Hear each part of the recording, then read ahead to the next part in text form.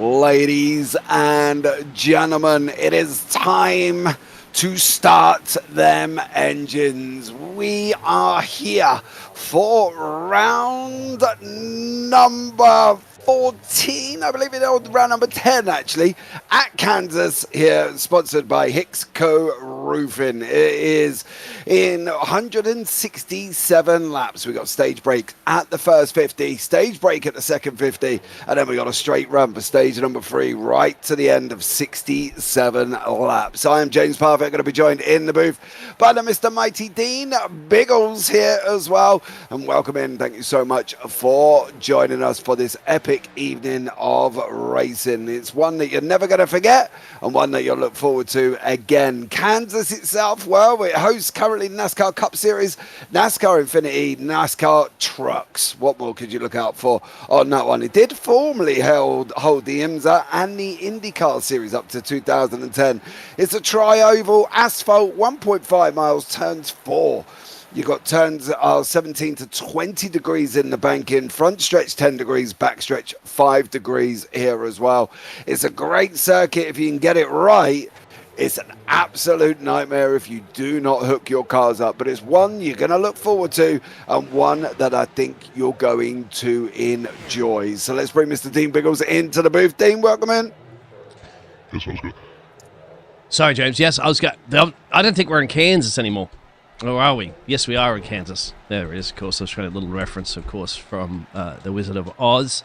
It is not the tricky triangle, but you do have a turn 4, as you'd mentioned. It is a bit of a tricky track, and certainly, if you nail it right, that's one of those tracks that you want to have the trophy on your trophy cabinet, James.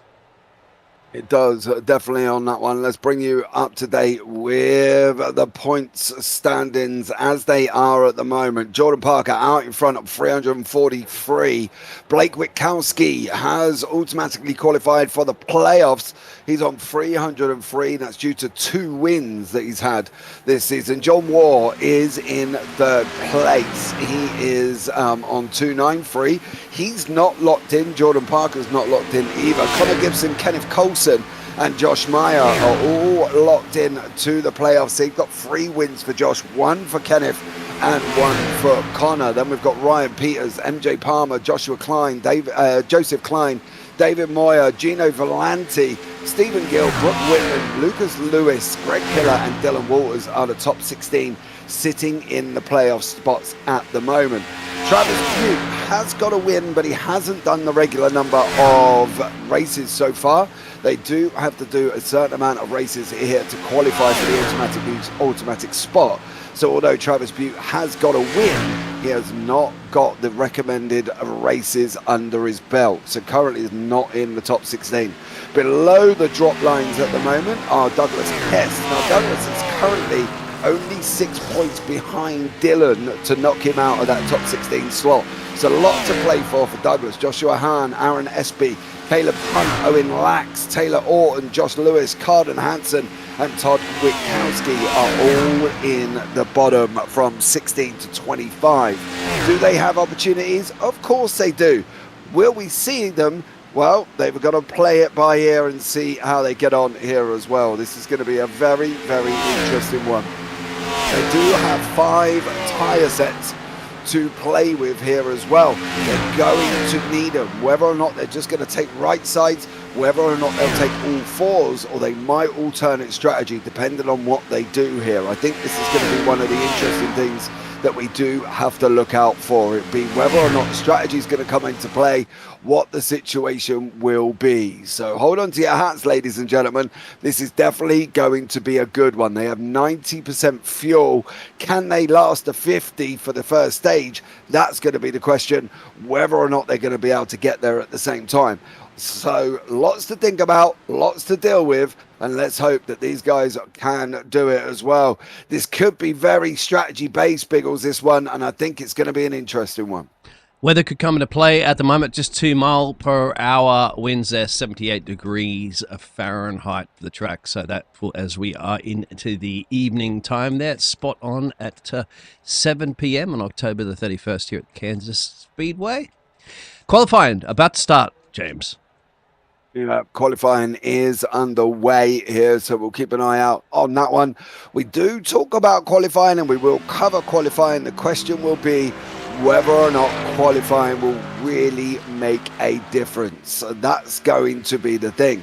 Is it going to be one of these things that, although it's great to have, is it really worth worrying about it too much? I don't really see the need at this moment in time. This is one of the things where we talk about qualifying Biggles in NASCAR really does not make a difference, because due to the fact that you can go from last to first and first to last in one portion. That's a good thing about it too, James. It's certainly exciting. I think it's just a different kettle of fish when it comes down to it. Road courses, of course, I know that you like road courses. I don't mind them so much. I think I've tended to steer a little bit more into NASCAR side of things because of that excitement level, because of the fact that, hey, anybody can win.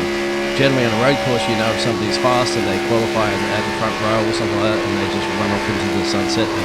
Whoa! Whoa! As Calder has run off into the fence, my friend. High-speed impact for the number 24. Yeah, Cole Darcy, not good for him. That's going to be that qualifying lap over and done with there. So all still to play for as we're on board with Steve Gill at this moment in time. So keep an eye out and see how he's going to do here at Kansas. I think that's one of the things that we're going to have to look out for these. He's just about to start his first flying lap, cuts down onto the apron. That's going to be up in question as well, Biggles, whether or not the apron's going to come into play. We talk about it, but at the same time, we do wonder whether or not that people are actually obviously going to be able to do it, and whether or not it's going to be worth it. That's going to be the problem on that one. Absolutely. That we can see throwing it around here at the moment. We do have a few drivers. Blake's just gone to the top of the timesheet. Blake Witkowski. Sorry, I know that there is another similar name that I do for another series there, James. But that's the best time at the moment, about a 30.43. But as you said, qualifying isn't overly required. Well, as you know what I mean, James. I'm just fumbling my words at the moment, trying to think about two things at once. But welcome everybody in the chat as well too. We are simultaneously broadcasting across two different networks, I believe. Yeah, so whether or not you're on the Fisher Studios JPB or whether or not you're on JPB itself, don't forget, like, subscribe, turn on the bells.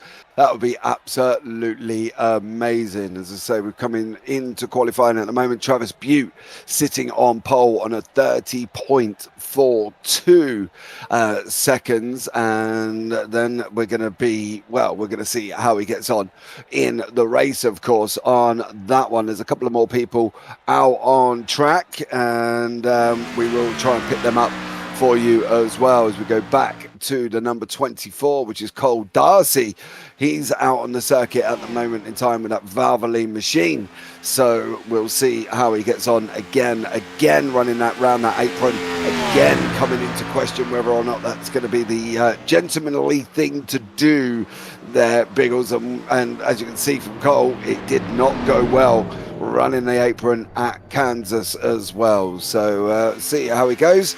And unfortunately for Cole, he's going back to pit lane. So unfortunately, he's back in pit lane. Connor Gibson is out on the racetrack. Jordan Parker, Corey Rainey, Junior Volante, Martin Tolmick, and Taylor Orton are all out on track currently as well. We're on board with the number 9 car. That's Jordan Parker leading the championship, of course. Needs a race win to automatically qualify for the playoffs, and that is, at the end of the day, where people want to be. Yeah, you've got to get to your playoffs, of course, and points make all the difference. Race wins make huge difference. Points makes lots of difference as well.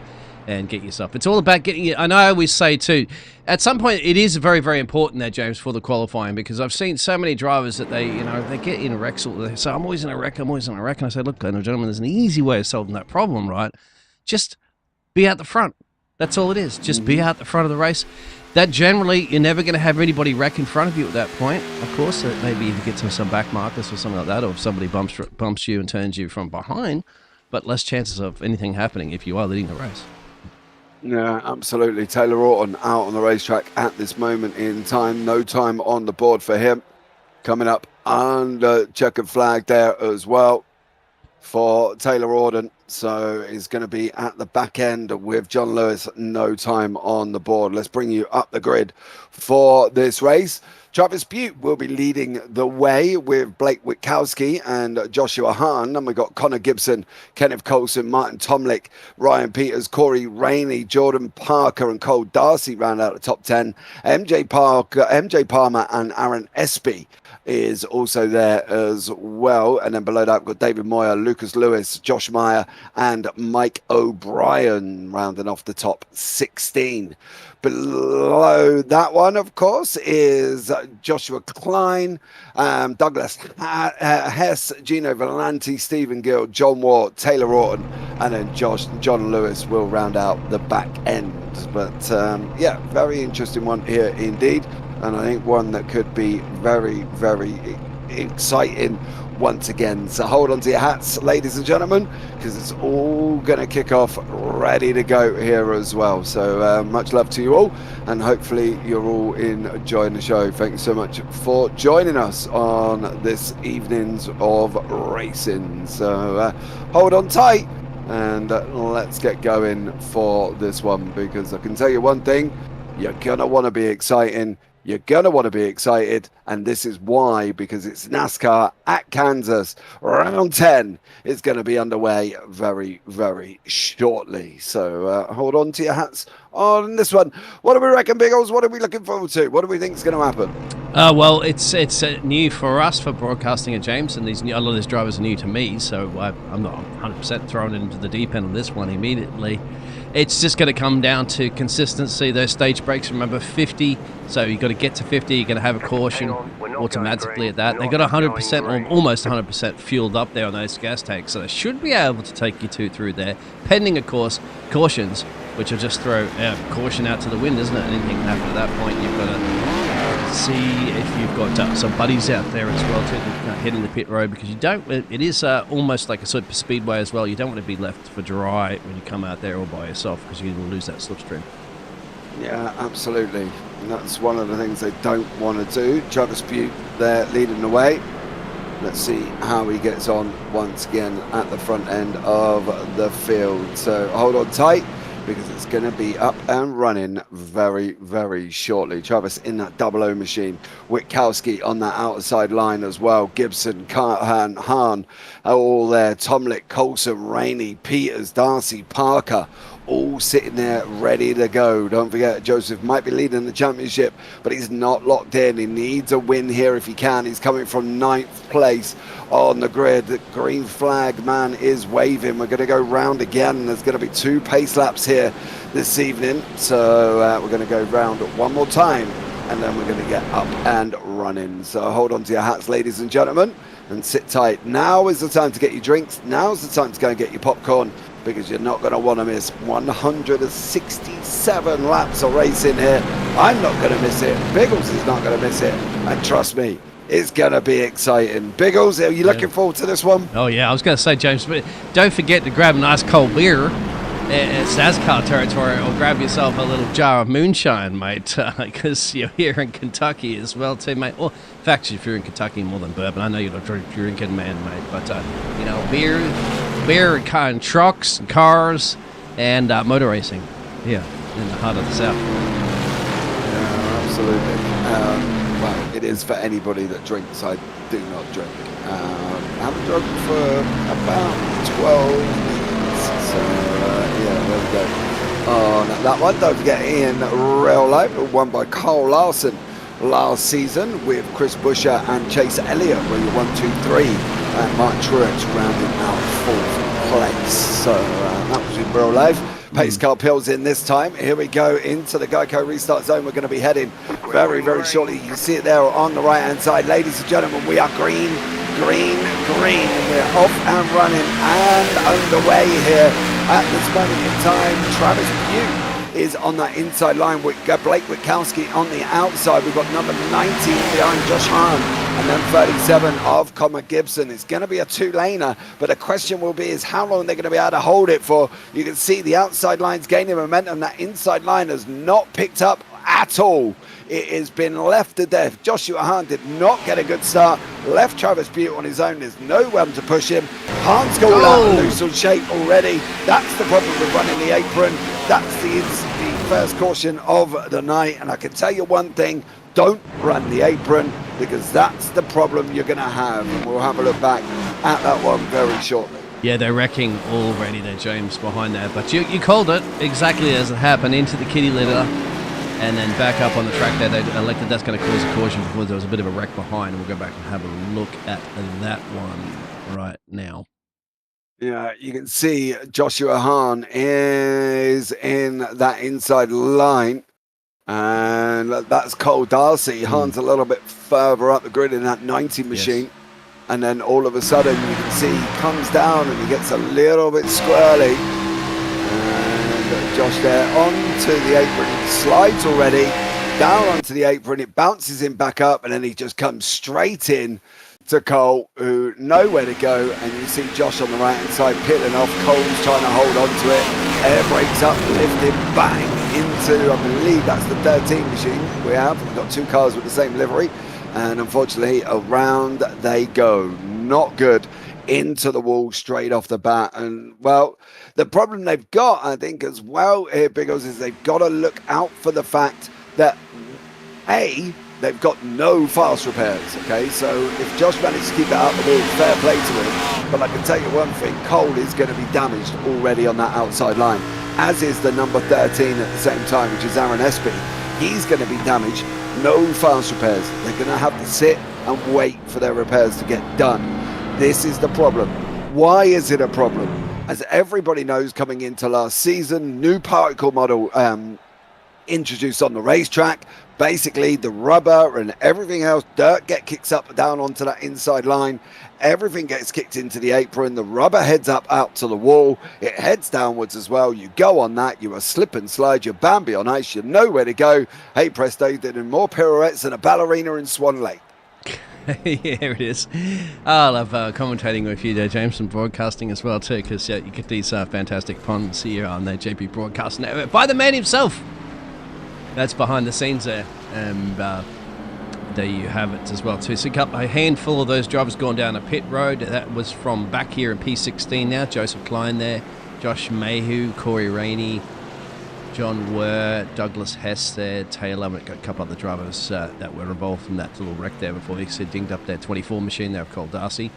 And Aaron, or Azar, we call him Australia there for the Twisted T13. He's sitting down in the pit lane there for some time. But this man leads currently on lap 4 after our first caution. It does at the moment. Blake Witkowski's managed to stay out in front here, so fair play to him on that one. But he's going to be in and around. If he's got to do it, he's got to try and get away. Of course, real life next season for NASCAR, May the 11th, there at Kansas as well for the Advent Heath 400. So if you're in and around the Kansas racetrack, you can get yourself some tickets. They are on sale now. 267 laps or 400.5 miles. So come along for that one. Can anybody overturn Kyle Larson, Chris Buescher and Chase Elliott? There you are, your 1, 2, 3 last season. Let's see how they get on. But we're on lap 5, first caution of the evening. Joshua Hahn, unfortunately, off the side of the circuit. So there we go. Pit stops. Corey Rainey in the pit. Josh Klein, John Ward, John Mayer, Douglas Hess, Taylor Orton, Cole Darcy still in the pits. Aaron Espy is back out after his 2-minute 10. Cole Darcy still getting repaired. He's in that beat-up machine, still sitting in pit lane. So unfortunately for him, it's all game. Well, technically he's going to be about 4 or 5 laps down, Biggles, before he even gets started. Yeah, which you won't find drivers without those fast repairs too, is that somebody does peel off into that's a pace car peeling off of the pit lane at the moment, the Geico Recart zone here. Let's go again, second time around here for the Hicks & Co. Roofing 225 here at Kentucky. Yeah, Blake Witkowski got a jump. Travis Butte comes up, covers the run from Connor Gibson on the outside line. In behind that, Martin Tolmick, Jordan Parker in there as well. Kenneth Colson tucked in that 28 machine as well. Another Havoline liveried machine.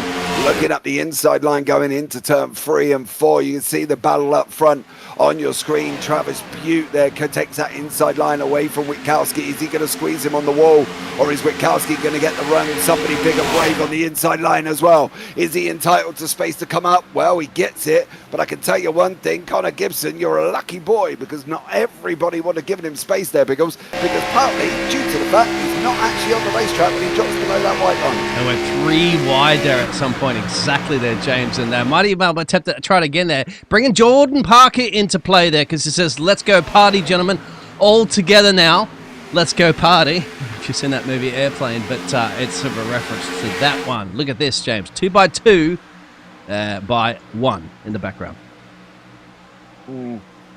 I am very surprised that they're giving him as much room down on that apron. I've seen races that, you go on the apron, you're off the racetrack, you don't deserve that room to come back up, and if you cause a wreck coming back up, that is all on you, because technically you are not on the track whatsoever. On board with Parker now, sitting in 4th place, just on the nose here. He's going to try and dive down onto the apron. He's going to try and take that line away from Martin Tomlik. Is he going to be able to get it done? He did get it done over the 31 of actually Witkowski on that high line. Connor Gibson, Travis Butte there as well. Butte comes up, he throws the block already, and we're only on lap 9. I love it. It's absolutely brilliant. What was the back of that truck there as well? So look at these liveries at the moment. Connor, the man up north from Canada, just with a nose ahead there of Blake, the man that started it in this position, making his way up there. As you said, close down to the apron, stay off the kitty little gentleman. Back on, it's almost like a mini dog leg, really, at the end of the day there, James, but not as crazy as what you see on the That's the thing. They do technically call it a tri-oval. It's a D-shaped oval, not your traditional straight circle. Not Dega. It's not Daytona. Daytona's are kind of the same effect. Charlotte is off a different makeup altogether, and that comes left at the same time. And it is just, these guys have just got to make sure they're very, very careful indeed on that one. Travis Butte sitting in 3rd place. You can see these guys fighting over Gibson and Witkowski side by side again. They're going at it early here, Biggles, and I'm quite surprised by that, considering the fact that we're on lap 11. And the man from Canada is trying to fight for his independence at the moment, so he doesn't get invaded. Now, yes, we talk politics, of course. It's too soon. We are in stage 1, as you can see on your graphic, just above our race sponsor, of course, for tonight's 12:50. So we've still got quite a bit to go, a short time to go, and a long way to get there, James. Absolutely. Sponsored Hicks Roofing 225. You can go check them out.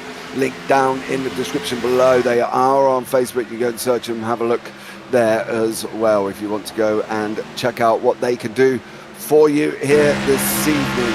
Travis Butte, unfortunately, just nestling in 4th place at the moment. Martin Tomlik on his outside line there in the green. Guys running the apron once more. Travis is very, very close to trying to come back up. Did make it back up. Witkowski and Gibson still fighting it out as well. And you can see in behind is Martin Tomlik. He's got nowhere to go. He's front 5 plus 6 at the moment, breaking away here, Biggles. And it's getting tight. It's getting very, very difficult indeed. How are they going to find space on the racetrack, or where's the passes going to come from? Well, you got to stay together as well too, as you mentioned there. So you start to break away. Those 2 cars further back down the field there. That's Corey, and he needs Kenneth. That's just a little bit down the road from him. Come on, Kenneth, slow down a little bit, catch up. And then we can try to catch this pack up the front, which you can currently see in your pictures. There's your top 6. We've got Lucas Lewis, Ryan Peters, Moyer, Klein, Gill, and Gino Valenti all in together as well. That's currently a battle further down. That's 9th, 10th, 11th, 12th, 13th, 14th, and 15th. With John Lewis just dropping back a little bit there at the same time, but that's your front pack on your screen at the moment in time. Lap 15 and 15 to stage number 1. I don't see much fuel saving going on. I'm going to presume these guys are very optimistic that 90% fuel is going to take them in the first 50. That's one for the chat too, to let us know. Sometimes I find that get involved, please. We're very interactive. We'll and let us know if that will make it to that lap 50, if that 90% fuel load from some of those drivers too, maybe nursing a little bit of damage to it. Because we haven't had another caution, or it's been a caution fest there, James, that they'll have to stay out there with that damage and try to work to the best of their ability. Get the duct tape as quickly as possible, I presume. See what you can do. Yeah. Well, they've stopped using tactic. It's quite interesting now. If you've seen the way that they tape up, when IRL last season. Now, obviously, with watching it last season, they have duct tape sheets. These sheets are about 2 foot wide by about 4 foot long. Long gone has the strips of duct tape that we're so used to seeing. They've now brought out sheets of duct tape, so they can duct tape a large area at the same time, rather than some poor man wrapping his teeth around the silver tape there as well. So they've got duct tape sheets at this moment. So yeah, keep an eye out for that. If you watch any NASCAR for next season, watch the sheets come out and not the traditional strips that we are seeing. Travis Butte heading backwards quicker than he's going forwards at the moment with Biggles. He's backwards quicker than a 929 stock exchange market, presume there as well. But those sheets, yeah, I bet you they needed those sheets up there in the Apollo 13 rather than the duct tape roll that they had. A few sparks flying out of that number 9. James, you're talking about Truex before as well too. There's another league that I work with has one of the family members, Tyler Truex, races in that too. So something about Truex and racing in the blood there of NASCAR. Yeah, he's a good driver, don't get me wrong. He's no Danny Hamlin, but hey, I don't want to start a debate whether or not who's your favourite driver. Let us know if you are. Let's go to the Kiwi mode. SVG. Yeah, the fence. Oh, up high there as well. And unfortunately, I think that may have been MJ. It was, yeah, MJ Palmer out on the wall on that one. So he's got to be a little bit more careful, because I can tell you one thing: you don't want to be running that line. You don't want to be kicking it off the wall as these guys are coming into turns number 1 and 2. And I'll be with you very shortly. Wachowski out in front by 7/10. So you just see these guys hurtling past us. Absolutely amazing paces, amazing racing. MJ still tucked in on 3rd, nursing that wall damage that he's already got the famous Kansas stripe, should we say. Oh, there it is. Yeah, exactly, James. You do know your NASCAR quite well.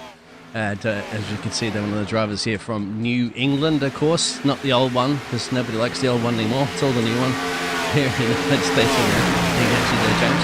I don't know about Blake being all the way up front like yourself, mate. You're burning through it. You got no help. There's no push. There's no fuel saving going on at all. He's just happy. Well, then again, he's not going to worry about wrecks, but we just got a wreck further back. And that's James. Is that Lewis? It is. Mr. John Lewis for the... Lewis. Is that a 20 upside down? It is there for the 07 machine, actually. It looks like a 20 upside down. My apologies. It's a 07.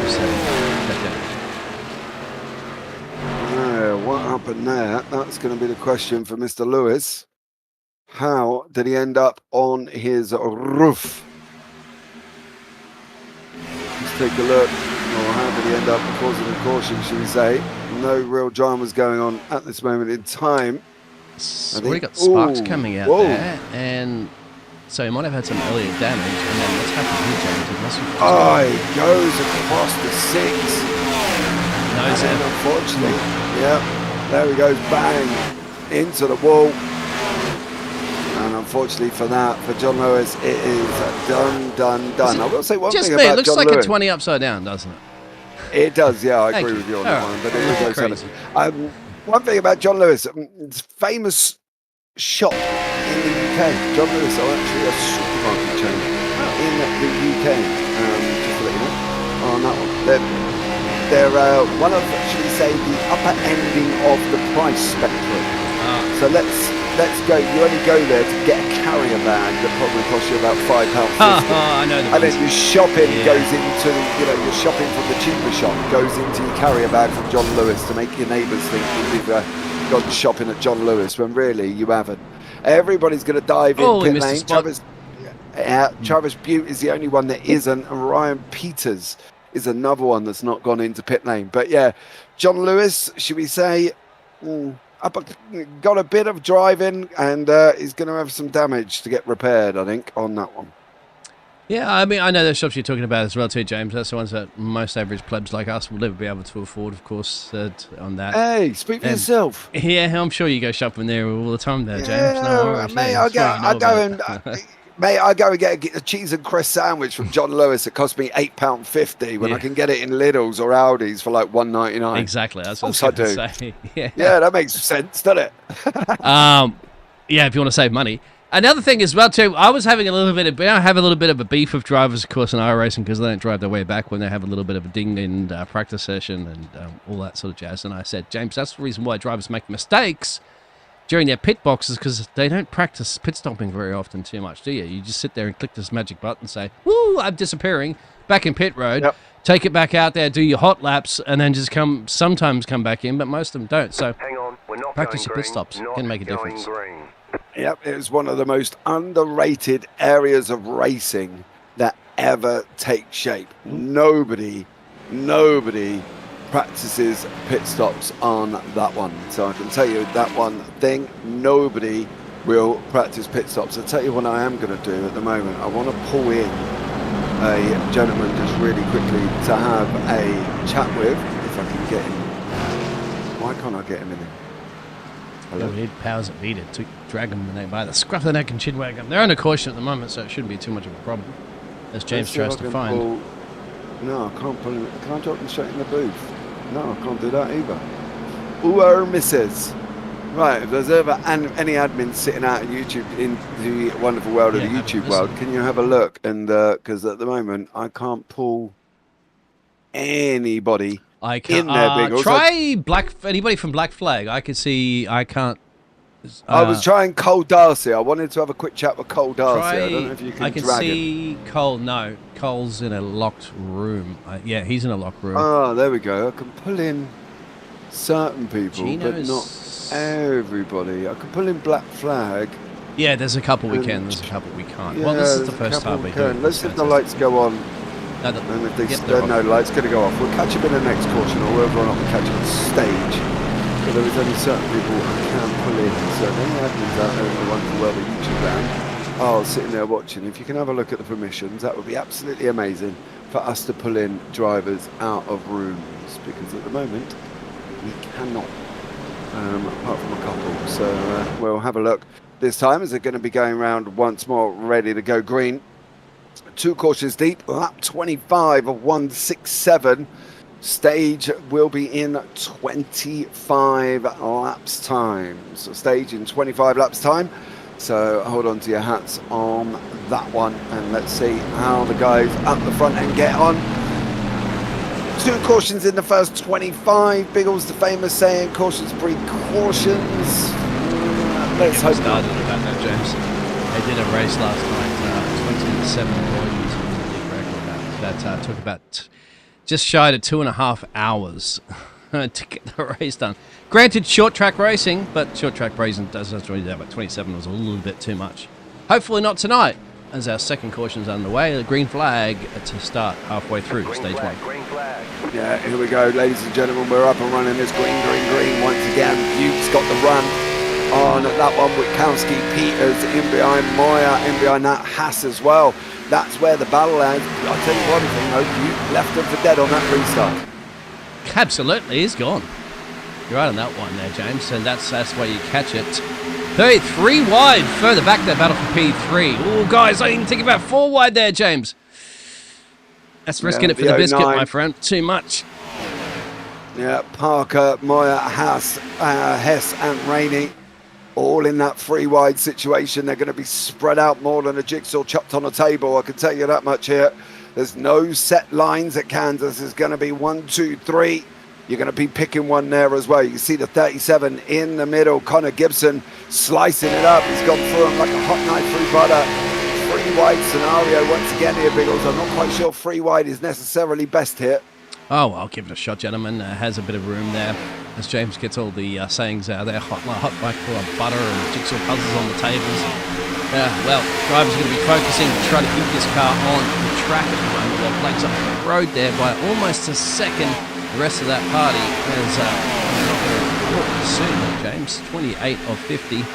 see how we can go to the rest of the stage. And that Jordan, number 1 there, Michael Jordan, maybe watching you, mate, up there in the grandstands. He certainly is a NASCAR fan. He definitely is. He's got his 9X team. I don't know if they're still going. I know there was a big old dispute with their team. I'm going to be just a quick look to see if they are still going and whether or not they have entered in. I know there was some scenarios going on with them here as well, so we'll keep an eye out and see what the situation is there. On board Corey Rainey for that number 1 machine, going under Connor Gibson in the 37, and through he goes. Gibson's on that outside line. The outside line's not quite come in here. Lap 30 of 50. It's going to be a race down to the line, and Witkowski out in front with Jordan Parker second place. There is a back marker behind Witkowski currently, and that is the number 8 machine of MJ Palmer. But you can see the battle of Parker, Rainey, Gibson, Lucas Lewis, Klein all fighting out further back on the screen at the moment there as well. We wanted to have a quick look. John Meyer, Josh Hearn, Douglas Haas all fighting out further down at the same time. But you see Parker with Gibson on the apron once again, and Corey Rainey tucked in right behind. Corey's on a rampage right now, isn't he? He's just slicing and dicing his back through the field here. Full positions gained here for the number 1 Jordan machine. Oh, do be careful, Parker. That's what I'm thinking every time I see Mr. Jordan Parker. If you're familiar with that old British Thunderbirds, I think it was, series. Anyway, little puppeteering. Blake still in the lead by a mile, a country mile, mate. He's already off to the next stage. The number 9's off into the fence. Yeah, Blake Witkowski there. Number 9, unfortunately, is Mr. Parker. Tags the wall. I can confirm 23XI Racing, the Michael Jordan team, are going into 2025. Tyler Reddick and Bubba Wallace at the helms of their cars. I like Bubba. Yeah, Bubba, and both of them in Camrys this season, so that should be interesting on that one. Let's see. It wouldn't be the same, wouldn't it, without a big 6'6" basketball player standing on the side of the bench watching it, his money into it as well. So trust me, man, there's lots of it to spend for a racing hobby, but he treats it very seriously in the NASCAR world, in the real NASCAR world, as we treat this very seriously, as these drivers treat it very seriously in the NARAS Cup Series, halfway through the round series as well. It's lovely there, James. Yeah, absolutely. I'm just trying to sort out permissions in the background. Bear with us on that one. We nil D, James. We've got a little bit of AI scripting coming at the moment. So the AI knows that we're talking about something, and it'll do its little homework and research, and it'll pop up with information at the bottom. Like those Pop-Tarts, top of the tarts, pop-up videos. Top of the tarts? Top of the tarts? Pop-up videos or something. You don't want to be on top of the tarts, Biggles. That's a bad place. Bad place to be. Okay. No. On that one. Oh, dearie me. Corey Rainey in the back in that Jordan 1 machine. Connor Gibson leading his pack as well. They're trying to chase down Mr. Witkowski, who's got MJ Palmer tucked in right behind him. He's going to try and give him a nudge if he can, but Connor Gibson at the moment 2.3 seconds back, losing a little bit of time. There is Blake on your screen. You see tucked in behind him is the number 8 of MJ. MJ trying to stay with the leader, of course, making sure he keeps ahead as much as possible. He is the first car lap down, so lucky dogs wave arounds are on, and MJ will make the most of it if he can on that one. So let's see how MJ gets on. Tucked in behind Witkowski. What he don't want to do though, Biggles, is cause a mass drama and a crash with the leader. Oh yeah, yeah, he won't be popular. He won't be getting a Christmas card early for Christmas this year. We just had Christmas. That's how far it is. Almost the backstretch away from our race leader, who's getting a nice tow. That's the number 1 machine up into the fence as well. A little loosey-goosey there, James, but so far they're still putting in the right direction. You have to keep an eye on those steering problems as well, so it's a little bit bent out of whack. Yeah, Lucas Lewis ahead of us. Well, there's a bent out of whack right now, James. Oh, save it, son. Is he going to save it? He didn't. He ended up in the wall. That was Connor Gibson in the wall. Oh, no. Was there contact? That's going to be the question. I think so, because we were on board there. There was a bump there, a bit door banging. happening. We'll go back and have a look at the replay there, James. That'll probably tell us what happened around Connor Gibson, as you mentioned here. Let's have a look. Keep an eye out. As the 37. Now, is there a slide in? You see the number 5's getting a little loose on the rear end there. And then I'd say they've come in. There's contact once, right? Oh, I reckon there might be. I've got a funny feeling. Yep. Could be the push from it's either going to be. It's going to be a mixture here. There Gibson's on his way. Yeah, Gibson's going to be on his way down, and I think the number 5's going to be on his way up, and they're going to meet in the middle. There you go. Bang. One's down, one's up. Bang. And then everybody else. Gibson then scraping that wall. Don't back it in. Stand still, stand still, stand still. Everybody parts like Moses and the Red Sea. Through he goes. And he is all done. Right, let's see if we can now. See if I can pull. 3 times. Oh, I can now. All right, James has got power at B. This is dangerous out there. Power, This is dangerous. Yeah, I'm going to pull in Mr. Jordan Parker at this moment in time. Jordan, can I get a copy? Copy. How are you, sir, out there at the moment? Leading the championship, not locked into the playoffs yet, buddy. You need that victory. We got a fast 9 car tonight. Somehow missed those 3 cars spinning in front of me, but car's feeling really, really fast tonight, and I'm enjoying this race so far. Just trying to catch the 31 here. What do we reckon? What's the pit stop strategy going to be? Are you able to go the 50? We can go the 50, but I think with all of the extra pacing and the high speed that we're doing, it's going to be real close on the 50. But if you can save under caution, you can definitely make it. So you're deep on the clutch at the moment, then, are you? Deep on the clutch. Yes. Car shut off. Deep on the clutch. Deep on the clutch. Gears in 6th, and I'm sitting there crawling around like nobody's business as well. Listen, what do you think coming into Kansas? It's not a kind of full speed Dega-ish circuit. Is that middle of the road, a little bit of lifting in the middle? What do we think from you? How have you come into this race and approached it?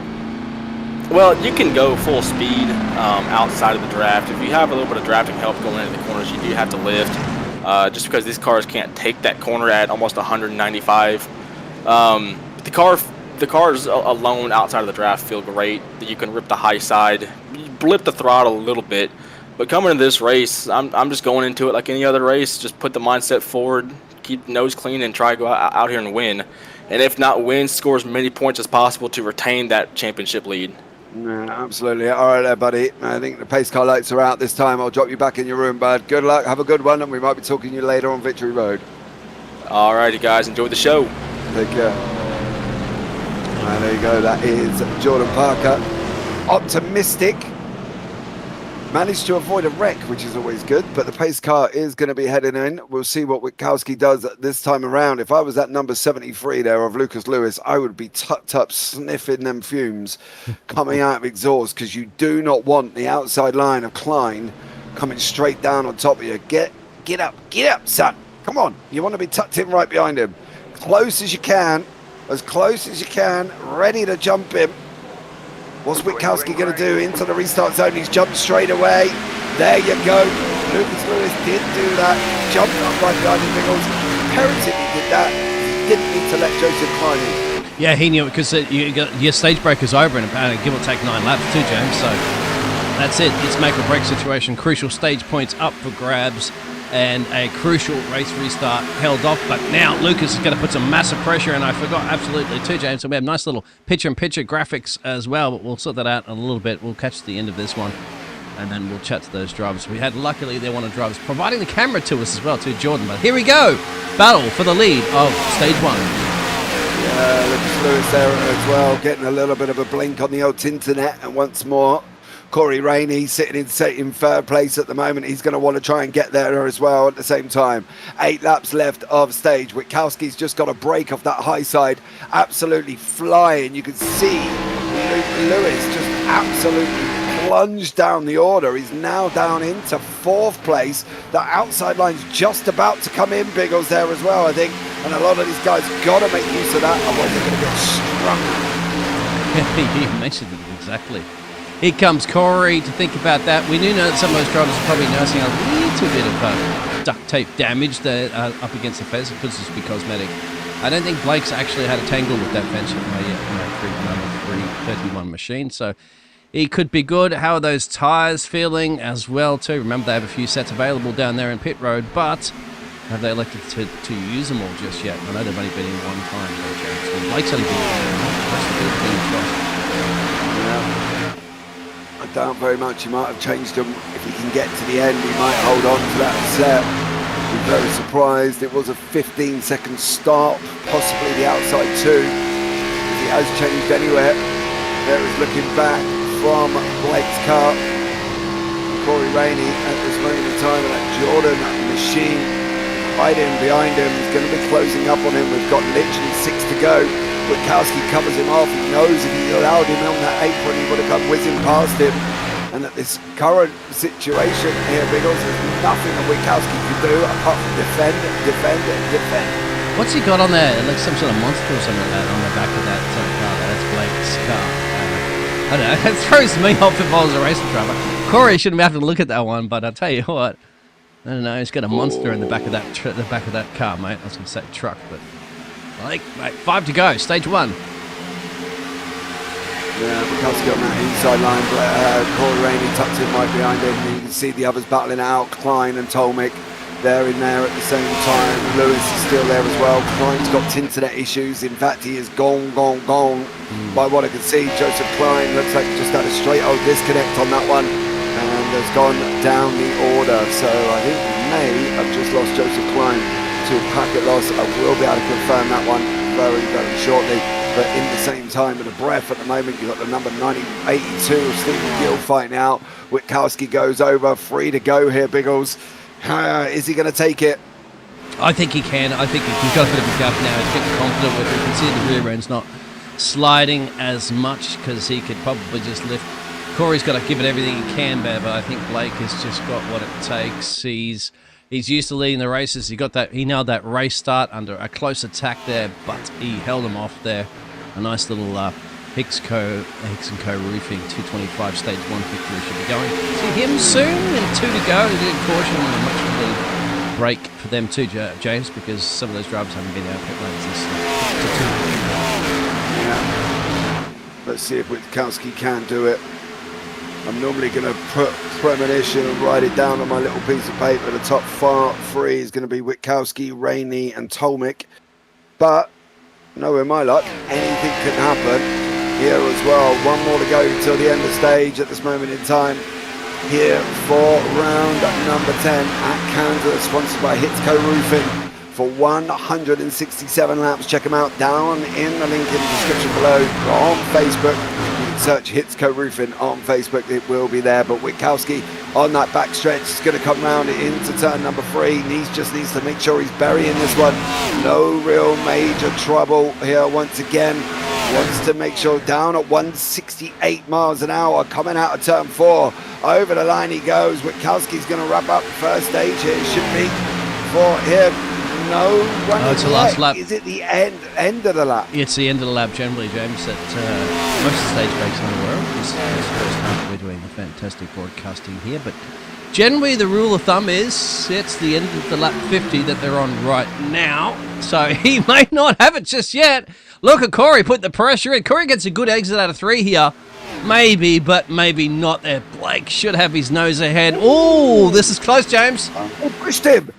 Witkowski's going to take it with Rainey, with Tolmik. That's your 1, 2, 3. Yep, there Yellow it is. flag is out. We're talking about stage breaks. There is so many people and so many leagues that go on the lap number. So if it hits 50, they instantly would have taken that as stage. So there we go. On that one, there is. Let's see if we got any of the top 3 in Discord. Not that I can actually see anybody in there as well. What about Lucas Lewis? Is he in here? Nope. Yes, Mr. Lucas Lewis is in here. Let's have a chat with Lucas. He did finish in 4th place in that 73 machine. Let's just give him a minute to get down. Is he going into pit lane? I think Lucas is going in pit lane, or is he? No, he's not. He's there at this moment in time. Let's have a chat with the man who took 4th place in stage, Mr. Lucas Lewis. Lucas, can you hear me?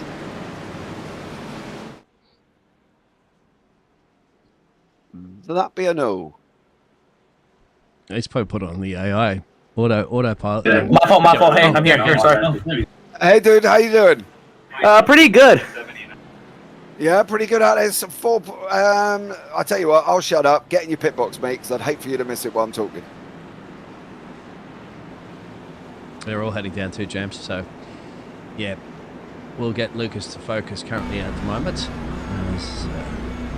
We get some full freshies, we hope, we assume. We're just going to let him do his job, his pit crew do their job.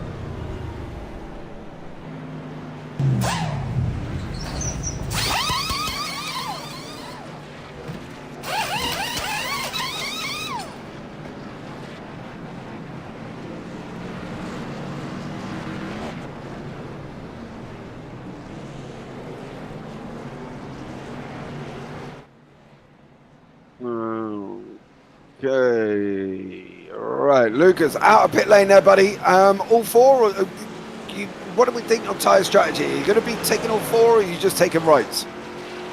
Taking all 4. It's kind of risky to take 2s right now for the right sides. Yeah, I think that's one of the things. Next break at 100, how's the fuel situation? Jordan said you can make it, possibly with the cautions in the middle. What do you think? Are you being able to do 1-stage runs on fuel? Yeah, but it depends the way you go. Like what he said, it depends the way you go. If you push all the way out, you could possibly run out of fuel. But at the same time, if you save with the same thing as your tires, they're going to make it to the end, no matter what. Yeah, sitting in 14th in the regular season standings at the moment. You're above the cut line. You're only 9 points away from Brooke Whiteman. Further, it's at 24 points back from Stephen Gill. Is the ambition to try and get points, or do we think we're good to go and try and get a win? Right now, for what it is, I do feel like points are a key for this. We're getting down towards the end, going towards the playoffs, and we really need to get in a good points position. But a win wouldn't mind. Yeah, no, absolutely. Well, you started off well because you not even finished the race and you got 7 points for your stage. So there we go, buddy. On that one, well done, Lucas. Have a good one, mate. We'll catch up with you maybe later on down in Victory Road. Yeah, man. See you. Take care. So there we go. That was Lucas Lewis there as well. Biggles optimistic for points. Win possibly if he could. Well, that's exactly right. I mean, points are points, and wins are even better. So we got a little picture-in-picture as well too, working there, James. So we can ride on different aspects and cars and all that sort of jazz to try to capture all the action. Joshua Hahn's come out ahead there of our stage 1 winner there of Blake, and Corey's in that number 3 spot just behind there. Well, a bit of a scary moment it was too, wasn't it, at the end of that stage break? Because maybe if I caught the drivers off and if they're aware of that stage break, but right, maybe Blake's going, I've had this one in the bag, and then last minute charge from Corey almost got him at the line. Yeah, it does. He did it as well. I think Corey almost had him. I think there was a slow run out of 3 for Blake, and then Corey just literally bumped him, didn't have a lot of other places to go, and unfortunately for him it was all a bit of a drama and dramatics, but he did manage to make it to the end of the line. What I do want to pick up on Josh Hahn at the moment is he's gone in for stage. He's had a pit stop that has been 5 seconds quicker than anybody in the top 10. So 5 seconds quicker in anybody in the top 10. Whether or not that was him only taking 2, whether or not he didn't take any, but that is why Joshua Hahn is where he is. The only other person in and around with a 9-second stop at this moment in time is Taylor Orton, who took 9 seconds. Josh's was 9.58. So, yeah, pit stop seems to play a part. That probably would be the difference between 4 and 2 tyres, Biggles. Yeah, it would be. Absolutely. You're right, James. So I can't show that on the little graphic that we have on the right-hand side because it's too small. I'll have to work on that in the future, providing some entertainment. But for now, we have to see Barney wave that flag one more time for the start of stage 2. Yeah, here we go, lap 55, 45 to stage number 2 into the Geico restart zone we go. And Hahn there takes that outside line. He has got it running in that Ford. He's going to now be able to be free if he really wants to come straight across the inside, which is what he does do off the nose of Witkowski, blocking him in. Witkowski almost trying to get the nose alongside. He wants to edge him up the racetrack. He knows he needs to. Witkowski's being helped along by Corey Rainey. Unfortunately for Josh there, nobody's on that outside line giving him the help. You can see the 4 cars on the inside with Blake, with Corey Rainey, with Lucas Lewis, Travis Butte, Martin Tomlin, and Josh. As quickly as he's gone forward, he's come back. Yeah, that's the difference in tyres, isn't it? I think because he only changed 2 of those instead of the 4 freshies, got no grip, they've got no confidence. The rest of the field says we got tons of confidence and we got tons of grip here on lap 57. Yeah. Josh Hahn still on the outside line. You can see Connor Gibson sending it 3 wide. No fear, Connor just literally gone and decided enough is enough of this. I don't want to be sitting here. I'm going to go 3 wide, and he has just done that at the same time. Gibson running that inside line. Somebody's around. Oh, that's the 35 machine. Unfortunately there as well, Gino Valenti, no stage and course called. It possibly could have been a single car issue. Is he come out and slid? Yeah. It looks like he's already slid. Oh, he did get help, but unfortunately Gino is already round. So Gino Valenti, they're already round. Gibson in the picture at the moment as Lucas Lewis, the man we just spoke to during stage as well, took 4th. Gibson trying to make his way through. Rainey sitting in front of him, blocked him straight off. Didn't give him that option. Biggles once again, he can't open up that inside line. No, you can't at this point there. Blake's out front doing Blake's things. Corey's out front doing Corey things. Connor up there at P3.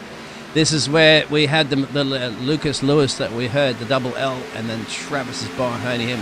How about this from Martin? We haven't seen Martin's been hovering around here in the Christmas coloured theme, number 79 Toyota. And another driver we haven't seen too much of lurking in the background here. He's Stephen Gill, so he's the 82, up 13 places, and Ford doing okay things apart from not blowing up just yet. Give it time to Ford. Hey, Ford's blow up all the time. behave Mate. yourself. Yeah, come on, mate. Behave We yourself. all know the deal, James. All right, you know, you don't have to sugarcoat Behave it. yourself, dear sir. Look, at the end of the day, it might be a Ford, but it doesn't mean it's going to go and blow up. No, I don't. I'm just saying that it might, but it's probably going to look to not blow it up, all right? So, you know, let's see how these guys get on first before we start going. Oh, just the car, not the drivers. Yeah, that's right. Well, Drivers are yeah, fine, I know. But, yeah, it might happen. You can see the battles taking shape there on your screen. You can see at the moment it's Witkowski, Gibson, Rainey, Butte, Tolmik and Stephen Gill.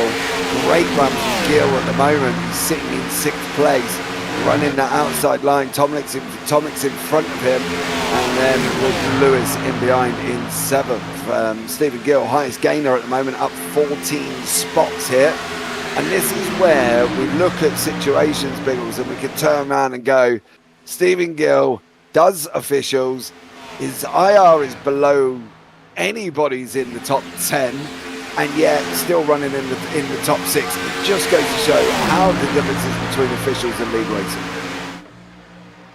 You called it there, Mr. James. Absolutely spot on. As Connor's in just, there it is. So Blake's had it. I think he's had a little bit of a moment here. He had a slide coming out of turn 2. Had a slide out of turn 2. Tomwick's going to take the inside line. Butte's going to be there at the same time. But Blake had a slide coming out of 2. He's lost the lead to Gibson, Tolmik. And now you can see he's on that outside line, just about to lose that position if he don't manage to get down on that one to Butte. So big situation on this one. So keep an eye out for these guys, and hopefully on that one. I'll tell you Let's what's see how Blake goes on. Steve, mate, you got to get. We have to send you to a panel beater. I get that Ross chipped out that number 82 machine up there. Fair whack of that. Look how close this is. This is your battle count in a moment for your top 7. This man, Lucas. Yeah. On the guys with Lewis there on the outside of Gill. The outside of Gill, 73. Yeah, well, you know. Mad Max, you've seen the movie, V8s, right? That's how we drive in Australia. Yeah, you shouldn't do that unless you're in V8s at Parfitt and you can door somebody up through the mountain. But these guys at the moment trying to break away, trying to keep up with Gibson. Gibson is there once again, still battling on. Mikowski's trying to go around the outside at the moment. Round the outside. Oh, there's somebody going, and John Waugh into the fence. Oh, don't get stuck there as well too, mate. The little banking elevation changes from the inside apron, but he's crab walking. Oh, it's been taken further up at the same time. Yeah. Kenneth, I think we've had a little bit of multi-currency. Kenneth, Taylor, Josh, all involved. Was there a nudge though from MJ Palmer? That's going to be the question. John's going to take the inside away. Yeah, it's going to be a switcheroo, isn't it? And it's going to be I think the problem will be, I think if we'll see if it slides up here. MJ onto the apron. You're going to come. Oh, I don't like the look of this. It's coming up. Yeah, it's coming bang. up. You can't stop it. Bang. Fear of the apron. MJ. Ouch. Whoa. Check out what happened behind. Josh Hahn all involved after that as well. Kenneth Coulson, Taylor Orton, all again in the fight. It's Kenneth that comes up, wasn't it? Yeah, Kenneth. I think Kenneth comes up. He goes down, doesn't he? Goes onto the apron, and then unfortunately, there's no stopping once he comes back up. You can see it here. Down he goes. Yeah. Comes up. He can't get the car under control. Bang. Bang. I thought that was MJ. Sorry, MJ, if I've just told you it was you, but it wasn't you. Yes, sir. And then look. Ouch. That's a hard lick. Big and hit. More contact further back to the 90, and also the 51, I think, was getting involved in that one too there, James. So that's what happens, unfortunately, when you do run on the back of the field there. You do have to try to do some, I was going to say some Top Gun, Tom Cruise kind of stuff in Days of Thunder, which apparently they might be making a remake of. Ooh. I love a good Days of Thunder. Mm-hmm. Don't mind that whatsoever. Well, they're going to have a Formula 1 movie come out. You might also have some sort of NASCAR movie come out as well, too. Yeah, let's see if I can find... Where is he? There we go. Oh, Connor's trying to door bang the pace car here. Lower him, he's dooring the pace car. He's like, hurry up, pace truck. Giving it a little bit of a door. I like it. Going to door him again. I wish they could have collisions on for that, though, James. That would make it so much more fun. And collisions in pit road as well. Yeah, let's have a quick chat with the man sat in 5th place at this moment in time, Mr. Stephen Gill. Stephen, you got a copy? I got a copy. How are you, sir? I'm doing good. How are you? I'm very well, thank you, sir. Thank you very much for asking. How's it going out there at Kansas? Man, it's tough. Good racers up here, and my team, they're doing all right, and really enjoying it. Long race. Yeah, you're sitting in and around. Steve, what do we think? How are you approaching this race right now? Because if we generally go on paper, you're one of the slowest guys, but yet you're proving at the moment that you're sitting in 7th. Slow and steady wins the race. Absolutely. Tortoise in the hair there, sir. Tortoise in the hair. Looking like you're going to go green flag very, very shortly, dude. I'll drop you back down. You're down in black flag, weren't you? I got a quick question for you, mate. Sir. You got to take that 82 to get a panel beater down there, mate. Got a bit of rust to stop that down on too. If you need to, we'll let you know. It actually didn't even load the right paint job. That's when he said that. Good job, guys. You guys are doing Take great. care, man. Have a good one. Thanks. I think it's down in black flag. If I'm That's not the only mistaken. thing about when we yank drivers, of course, out of their respective team rooms, that we're going to make sure we put them back into the right one. Otherwise, they're going to be sitting there talking to their arch rivals or their enemies, of course. We're going to get a green flag. Connor into the lead of this one over Martin now. So this is good. Bit of Doran early here, James. Didn't even get green, and they're already Gibson and Tolmick banging into each other. Witkowski in there, Lewis in there, and these guys are fighting out. 3 wide. Lewis out against the wall. Tolmic's on the inside. He can come down at least to the middle lane now, but Witkowski takes back up the front lane. Travis Butte in there. Connor Gibson as well. Lewis, Tolmic, MJ Palmer up from the back, of course. Don't forget, got involved in situations earlier on. He travelled his way back up through the field. Great job from that number 8 machine. And as I say, he was near enough a lap down. He was down in 20th or 21st at one point. But MJ in that number 8 machine doing a stellar job there currently at the moment. You see the different lines here, Biggles. I think this is one of the interesting things about this race circuit. You definitely see the different lines taking shape from everybody in that top 6. Comes with the track temperature as well too, which will pull that back up there. But you said it before, this is what I love about oval racing. And you do like that Winston Churchill, it's like, never give up, you never surrender, and you don't, isn't it? Even if you have to go down and bang out some repairs early, you've got time on your side. You certainly do in a race where we've got 72 laps of 167, and the next sprint will be our next stage break. Going back to that, as you said, James, the track starts to come to you at certain points, and then you start getting confident, especially when you've got full fresh tyres on. Yeah, absolutely. There's Travis Butte sitting in that 00. He's on that inside line as well. Gibson's alongside him. You've got the number 8 of MJ and Ryan Peters on your screen. You see track temperature 79 degrees at the moment. Bit of banging. Gills trying to get involved, all in the mix at the same time. Onto the nose we go. Oh, but Mr. Gill, he is currently tracking the car in front of him, which is Ryan Peters. Behind him, he's got Lucas Lewis. Lewis diving down to the inside. Gill on that outside line, running against that wall. Biggles seems to be doing a stellar job at the moment. Top out there. Yeah, as long as they go two swinging on there, the 8. But I think so. You're absolutely right there, James. We've got another Jordan machine livery out there. A few fans of old MJ out there currently at the moment here on the NARAS racing circuit. Flaming hot number 8. That's MJ that you were talking about, trying to make a run on the Ryan Peters machine on the outside. There it is, James. Right there, you called it. It's looking good. Caution. Yeah, Palmer running that outside line. Caution. Taylor Orton, Gino Volanti. There it is. There's Taylor. Gino just come back to pit road, I think, after getting those repairs done, right? Oh, he was down the kitty litter earlier. Yeah, he just got involved. He was involved in the last one, wasn't he? Yes. So let's go back and have a look.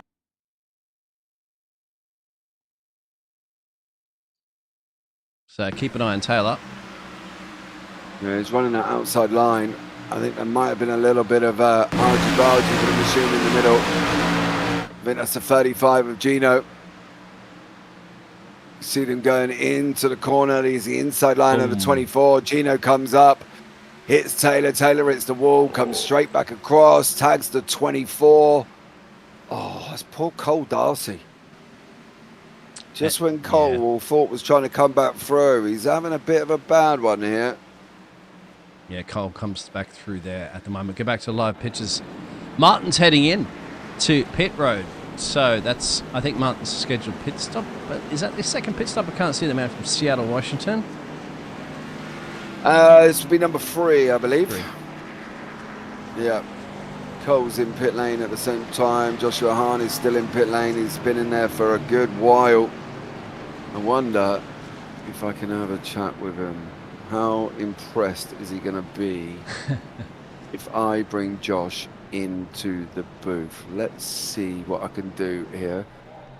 See how nice I'm going to be able to have a chat with him. Mr. Joshua Hahn in pit road, been in pit road for about 8 minutes. Josh, how bad is it, sir? It's pretty bad. It's about 10.5 minutes. It's to the point where I'm basically parked it and I'm just watching at this point. So, yeah, what was your take on the incident?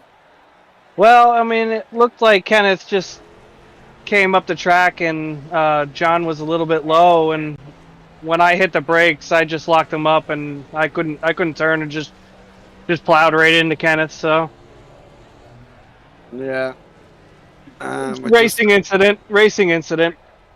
Yeah, I think that's the thing. When you've got cars coming across the race circuit at you and they've made contact, you know, Kenneth's come up off the apron as well, and he couldn't get that car stopped once he slid. And then you've just come hurtling around the corner and bang, Kenneth's Yeah. there, around you go. Taylor's involved. It's all a bit dramatic, isn't it? Yeah. Yeah, it was interesting. That's to say the least. No, interest is probably the best way. Now, listen, quick thing as well. You're below the cut line. Are you heading out onto the racetrack again? No. I'm gonna watch for the rest of this one, and hopefully next week I'll be able to put up a better finish than this. So. Yeah, Kentucky. Yep, I'll be there. Oh, okay. Not the easiest track, but I'm sure you'll do well, dear. So thanks so much, Josh, for joining us, and I'll catch up with you soon, mate. Thanks for having me. Down there as well. These guys back up and on board with Witkowski once more. And let's see how it goes. Let's see what Blake can do and whether or not he's going to be able to escape away like he has been all evening off that restart, coming into the Geico restart zone very, very shortly. Witkowski, is he going to be able to get the jump? Here we go, ladies and gentlemen. Hold on to your hats. We've got 23 to the next stage. Witkowski's in there. He waits to the middle of the zone and he runs rabbits as much as he can here. Witkowski, Butte, Gibson, Peters, Palmer. Lewis tucked in at the moment in the 73, but it's Witkowski out in front with Travis Butte tucked in. Witkowski doing a runner straight in the beginning. Ryan Peters, Connor Gibson, a little bit further back, there's MJ, and Lucas Lewis that we had a chat to, Stephen Gill we had a chat to as well. They're all hovering in here at the moment, but Travis Bucci just ahead there of Blake, but Blake's always loving the front, mate. Somewhere along the line, the man's always going to be at the front, and he wants to be at the front for the second stage. Let's see if Witkowski can get 20 points before he's even come to the end of the race, of course. So Somebody around Darcy's had a moment again, and also John Lewis, I think, has also gone round. Darcy's jumped straight back to pit lane. We got a huge one, mate. We got a big one, mid-pack. That's Connor. Connor Gibson, is it? Yes, sir. Connor Gibson. Wow, he was running that man from up north, the only man from up north in Canada in this one at the moment was involved in this early caution too, James, just as we had one come off the back of one. Let's have a look. Yeah, there is Connor Gibson. That's Witkowski and Butte. He's at the fence. He's hit the he comes down off the wall. Ooh, nowhere to go. Sent round, the 05's round, Lewis is round. Bang! Oh, who was on the outside just got absolutely beamed in the 05.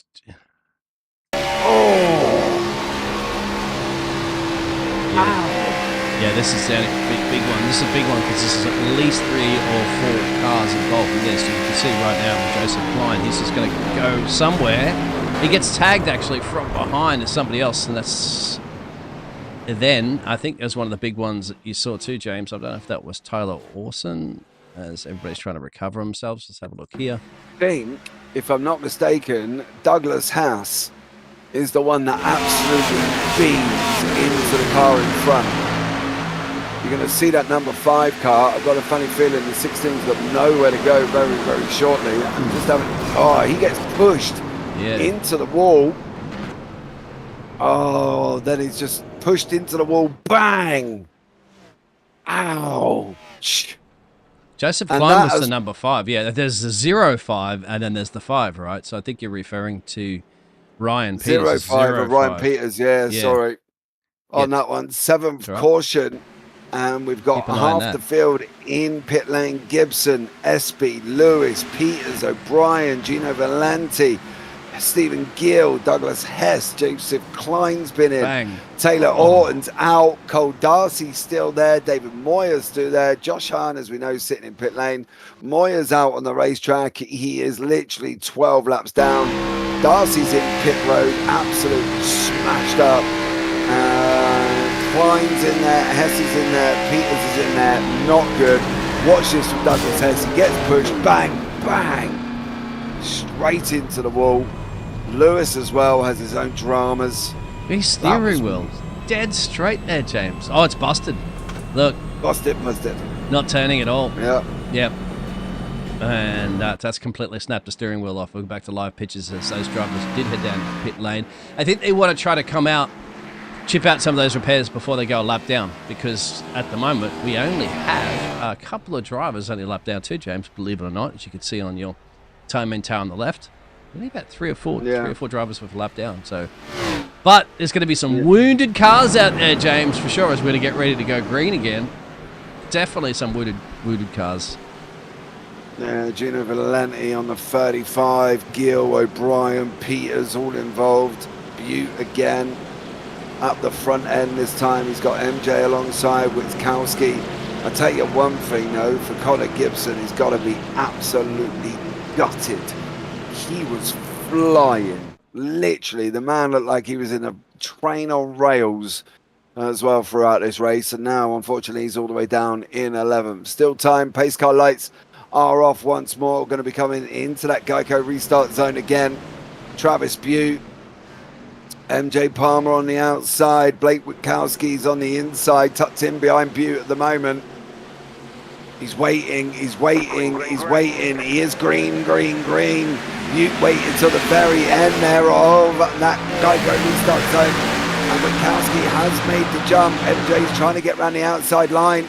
Not being able to do it. Butte got away at the start there, Biggles. Witkowski in behind it, and MJ tucks in for a third. MJ saying, oh, another caution. Cautious bring cautions already, James, and that's David. Oh, they're a lap down. There he is. So the twisted T number 6 is twisted into the fence, mate. So a little bit of damage done on that number 6 machine. Let's have a look. Yeah, Moya's already a laps down. This is going to be probably a little bit of bumper fest, isn't it, on the race restart? You can see he's trying to launch it. Oh, Connor, where are you going? No. Oh. No. Whoa! There's the car up on the almost onto the Cole fence. Darcy again. Oh no! It can't be, can it? No, Darcy's out. So who was that was running the wall? Trying to see that, James. That's really I have to go back Trying and to have have another a look. at David. It's the. Maybe somebody in the chat let us know, but go on to. So Gino the 37 is Valenti. probably the cause of this. Absolutely, you can see the 9's is doing his job. He gets tagged by the 37. Yeah. All right, and then yeah, 35. Valenti. Yeah, Gino, mate. There he is. Wow. Look at that. Down he goes for Gino Valenti. Very dramatic. Thank God we are in the world of iRacing. Gino, so you can see just to his left, so that's happening, and he's up on his side. Didn't completely go on his lid. Comes back down. What happened? Everything's fine. Checks his steering wheel. Everything's featured. Steering wheel looks good. No, I don't. Is this the second time around? Is there something where I'm not getting the steering wheel inputs or something like that? That's quite strange. It depends on what they've got it on the driver screens as well. Look, it's got forget we're picking up big damage there. Something. Yeah. If they're driver screening, if they don't, there are some that don't like the hands moving. That freaks me out. Yeah, it does to me as well too. I've never seen it before. Actually, on lap 85 here of 100, so we're going to have another little sprint dash, hopefully, to the end of stage 1. Can you believe we're only just getting to the end of stage 1, James? We're only about 2/3 of the way through. Stage 2, I mean, yes. Stage 2. We've got 167 laps, so we're just close to halfway through this race at the moment. We've got 8 cautions so far. Hopefully we won't get anywhere near the 27. I've been in them where we've had 19, 20, 21. I've had to stop for food and water and take a break to go to the toilet. We've been at it for that long. So let's see how we go. Slowly fields dwindling down. Klein is out. I mean, it's Darcy done.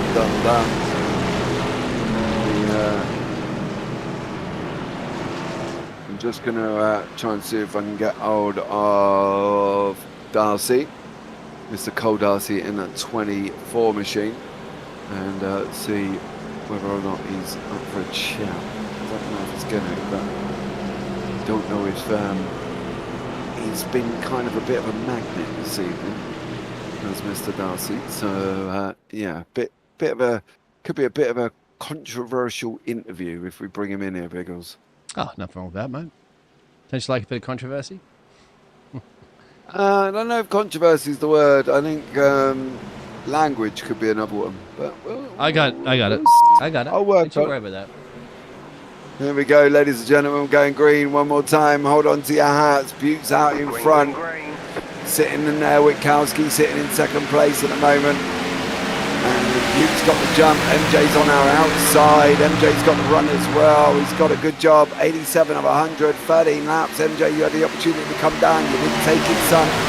He's running that outside line at the moment. Witkowski's in there. Parker's trying to go for the win to give him that automatic playoff run. Witkowski's already in there. And Travis needs to do a few more races before he can go through. Let's see how he goes. And at the moment, Blake Witkowski sitting in second place. Great job from him. Continuing to fight it out here, Biggles. Continuing to get the job done. Well, remember, some of these cars that were involved in those earlier wrecks are a little damaged there, so they're not going to be probably at the absolute full pace that we expect to see some of the drivers. So wounded beasts out there, but certainly not warm. 4 wide, James. Here we go. We wanted it. We got it. Well, I wanted it. Kentucky provides. Yeah, Kentucky. Biggles is jumping ahead of himself. He's gone in a time machine to next week and being in Kansas and all. Kansas. Sorry. So there we go. But he's already gone ahead with himself, is the mighty Biggles on that one. But you see on board at this moment in time with Tomlik, I've got MJ Palmer on mine. And let's see, where's that number 1 machine going? Corey Rainey. Is he going to be able to jump the guys on the outside line? Tomlik's going to be dispatched, I think, but it depends on what the room the 5's going to give him to come back on track. We've seen this already. BB, very, very careful. Travis Butte again is leading the way. Parker's just found himself in second. Witkowski got a bad run currently as well, as these guys are heading into 4, or out of 4, I should say. And Parker leading the way on that. So, yeah, big run for some of these guys. And massive opportunity for some of the others here at the same time. The top 5 fighting it out. 6 and 7 in there, 8th in there with Palmer. Josh Meyer just off the back of the run. Thank you for all tuning in here at the moment. The Hicks Roofing 225. We do have quite a long way to go. We're about halfway through here, but only about 9 laps to go at the end of stage 2. And start to get really spicy and dicey back here there at the moment. Moving around, mate. Travis is on the front of the field here. Jordan Parker's on that outside line. Aaron Espy's in there up 9 places. Witkowski's down 2 places. Corey Rainey's up 3, now down to 2. Tomlik on that outside line is just about to try and make his way here as well on that inside option. Past Corey Rainey in that Jordan machine. He wants to try and stay in the top 10. He's taken up by Gibson, who's been involved in quite a dramatic moment. But Butte leading the way, 7 to go here, Biggles. It's going to be, well, it's going to be dicey coming into the final 5 of this stage. Travis had a couple of sparks coming out of the Dew Point 00 machine as well, so he is floating at the fence. Aaron, number 13, it's going to be interesting. It's the first time we've seen him up this evening at the front, and you can see the sparks coming out again there of Travis's machine. Lap traffic coming up. In fact, it's his teammate coming up, so he certainly, Aaron could have his teammate Twisted Team Machine coming into play and help him out with 6 laps to go at the end of the stage break, almost 5 now. Could do, yeah. Douglas Hess in front of us. It's actually David Moyer, in front of us as well. So, he moves completely out of the way. Yeah, mate, come on. Hey, no, how I throw a block. Does the blue flag thing, moves his bum. Not blue flags. No Gets blue out flags. of the That's way. fine, I know, but it's pretty like that. SB is going to come through. Got 5 to go at stage. Butte Parker, Tolmick, Rainey, Witkowski, Meyer, MJ Palmer, Stephen Gill, Connor Gibson are your top 10 at the moment. But ladies and gentlemen, get ready. We've got 5 to go of stage here. Biggles, Epsy looking for his stage win. Why not? Absolutely. Why not? He could get the job done, and he's got in a good position. We did see some of the drivers closing up later and later, saving a little bit that they have left, whatever they have left of those tyres there to try to send one up the inside out of turn 3, perhaps, or out of turn 4. We'll see, James. That's what it's all about. These drivers got to. Whoa! Into the fence. Tell you what, Aaron, that might not be what you want to be doing. 4 to go. No, not a good look. Butte here in second place, pitted back on that 52 on the first caution. He's going to actually get his car. Yeah. He will win. He will. He probably could do as well, to be honest with you. If he's not mistaken. He's got the number 5 machine in front. I believe that's Joseph Klein in front. It is. Joseph is a back marker, and he is down 3 laps. So Klein down 3 laps, playing a part at the front end of the field. I'm not entirely sure how this is going to go down with the guys in and around him. Gives the draft to Parker, allowing him to pull through here. Biggles, 2 to go. Yeah, this is where he could be playing a keymaker for his teammate, which is what I think Aaron's teammate should have done before, but he didn't, and this way around, and look at that, 0-5 is still playing a part here. So even though he's there, he's a lap down, as you'd mentioned there. Keep an eye at the 13. That's Aaron Scape. He's leading. Whoa! And that's, well, there you go, mate. It's got to be stage. It's got to be stage. They're not going to come out and play that again. So does Martin get this one? Or Scape? 2 to go. It would be SB who gets it. I would have thought SB would have got it. So it was Joseph Klein that heads down into the kitty litter. Here's the number 5. So was he trying to get out of the way and just lost it? No, he comes back in. Yeah. Comes back up the middle of the road. And then you can see on your screen he's going into 2. Oh, SB gets hit. Oh, so it wasn't Butte Joseph. Gives SB a run. Yeah. It wasn't Klein, but it was. I can tell you one thing. He got hit there. From Butte going in. Not good. Bang. There it is. Yep. Oh, so that's the reason why he did drop back. So we'll go back to the live pictures, and he's back in the lead here. So I think they've sorted themselves out and said SB is, I think he might be right in that stage win. Yeah, it's going to be who's in second. I think Butte's going to take second place. Tolmick in third. Then Jordan Parker in 4th. They are going to come over the line. That is official stage. And Aaron SB taking that first place here. So let's see if we can have a chat. A jolly old chin wagon. Jolly old chin wagon with a man that finished in second place. I want to see. Doesn't look like he's heading down pit road, but let's catch up with Mr. Travis Butte, who did take second place in stage. Travis, welcome in. Can you hear me? I can hear you. How are you, sir? That looked a little bit hairy at the end of that one.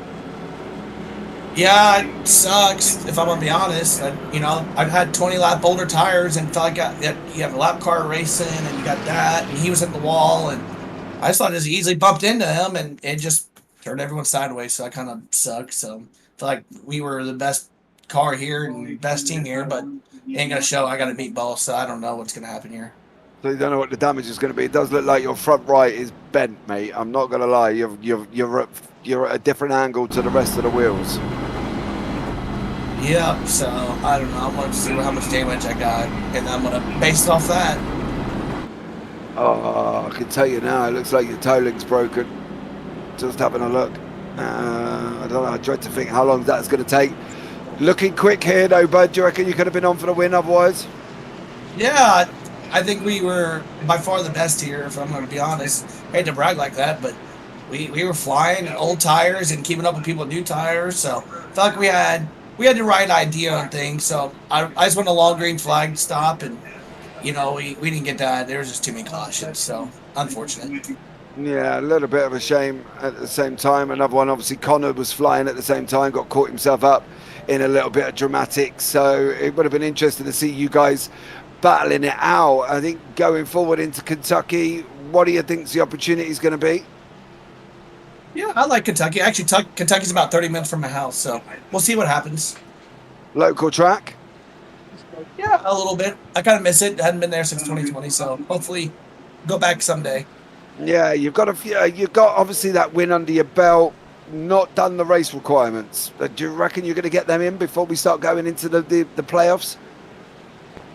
Yeah, we'll get some. These stage points helps here, and I got this and see how much damage I got and see what we got from there. All right, bud. Well, listen, I'm going to put you back down in the room. Have a good one, mate, and well, let's see if you can come back out. Awesome, appreciate it. Take care. As they head down pit road, as you can currently Yeah, see on it's your pictures, broke, Stephen dude. Gill. Yeah. What is just trying to see if he had any steering column, but If you yes. have you got a front right cam? I don't know if we can have a look. Have you got a front right? There you go. You can see the wheel waving around. Yeah. See the link broken at the top. This is the first time I think we're looking into the guts of his racing car. I was going to say, what is it? James Parra for, what is this, like panel beating, car repairs? I tell you what, you certainly know your motor racing, mate. So I'll be able to point to specific damage. Yeah, it's only because obviously the camera gives us it. If you, as I say, down on that front cam, he's popped out for a second. He's out. Ooh, I think he's out. Might be too much. It was drivable, but you came second in a stage break with that damage. Let's see if I can do. What was the damage?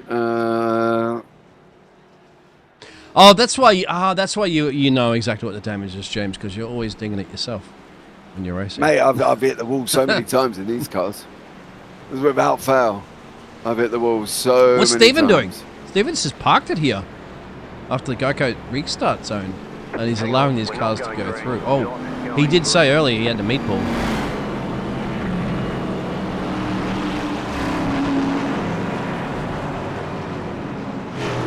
It's just part there.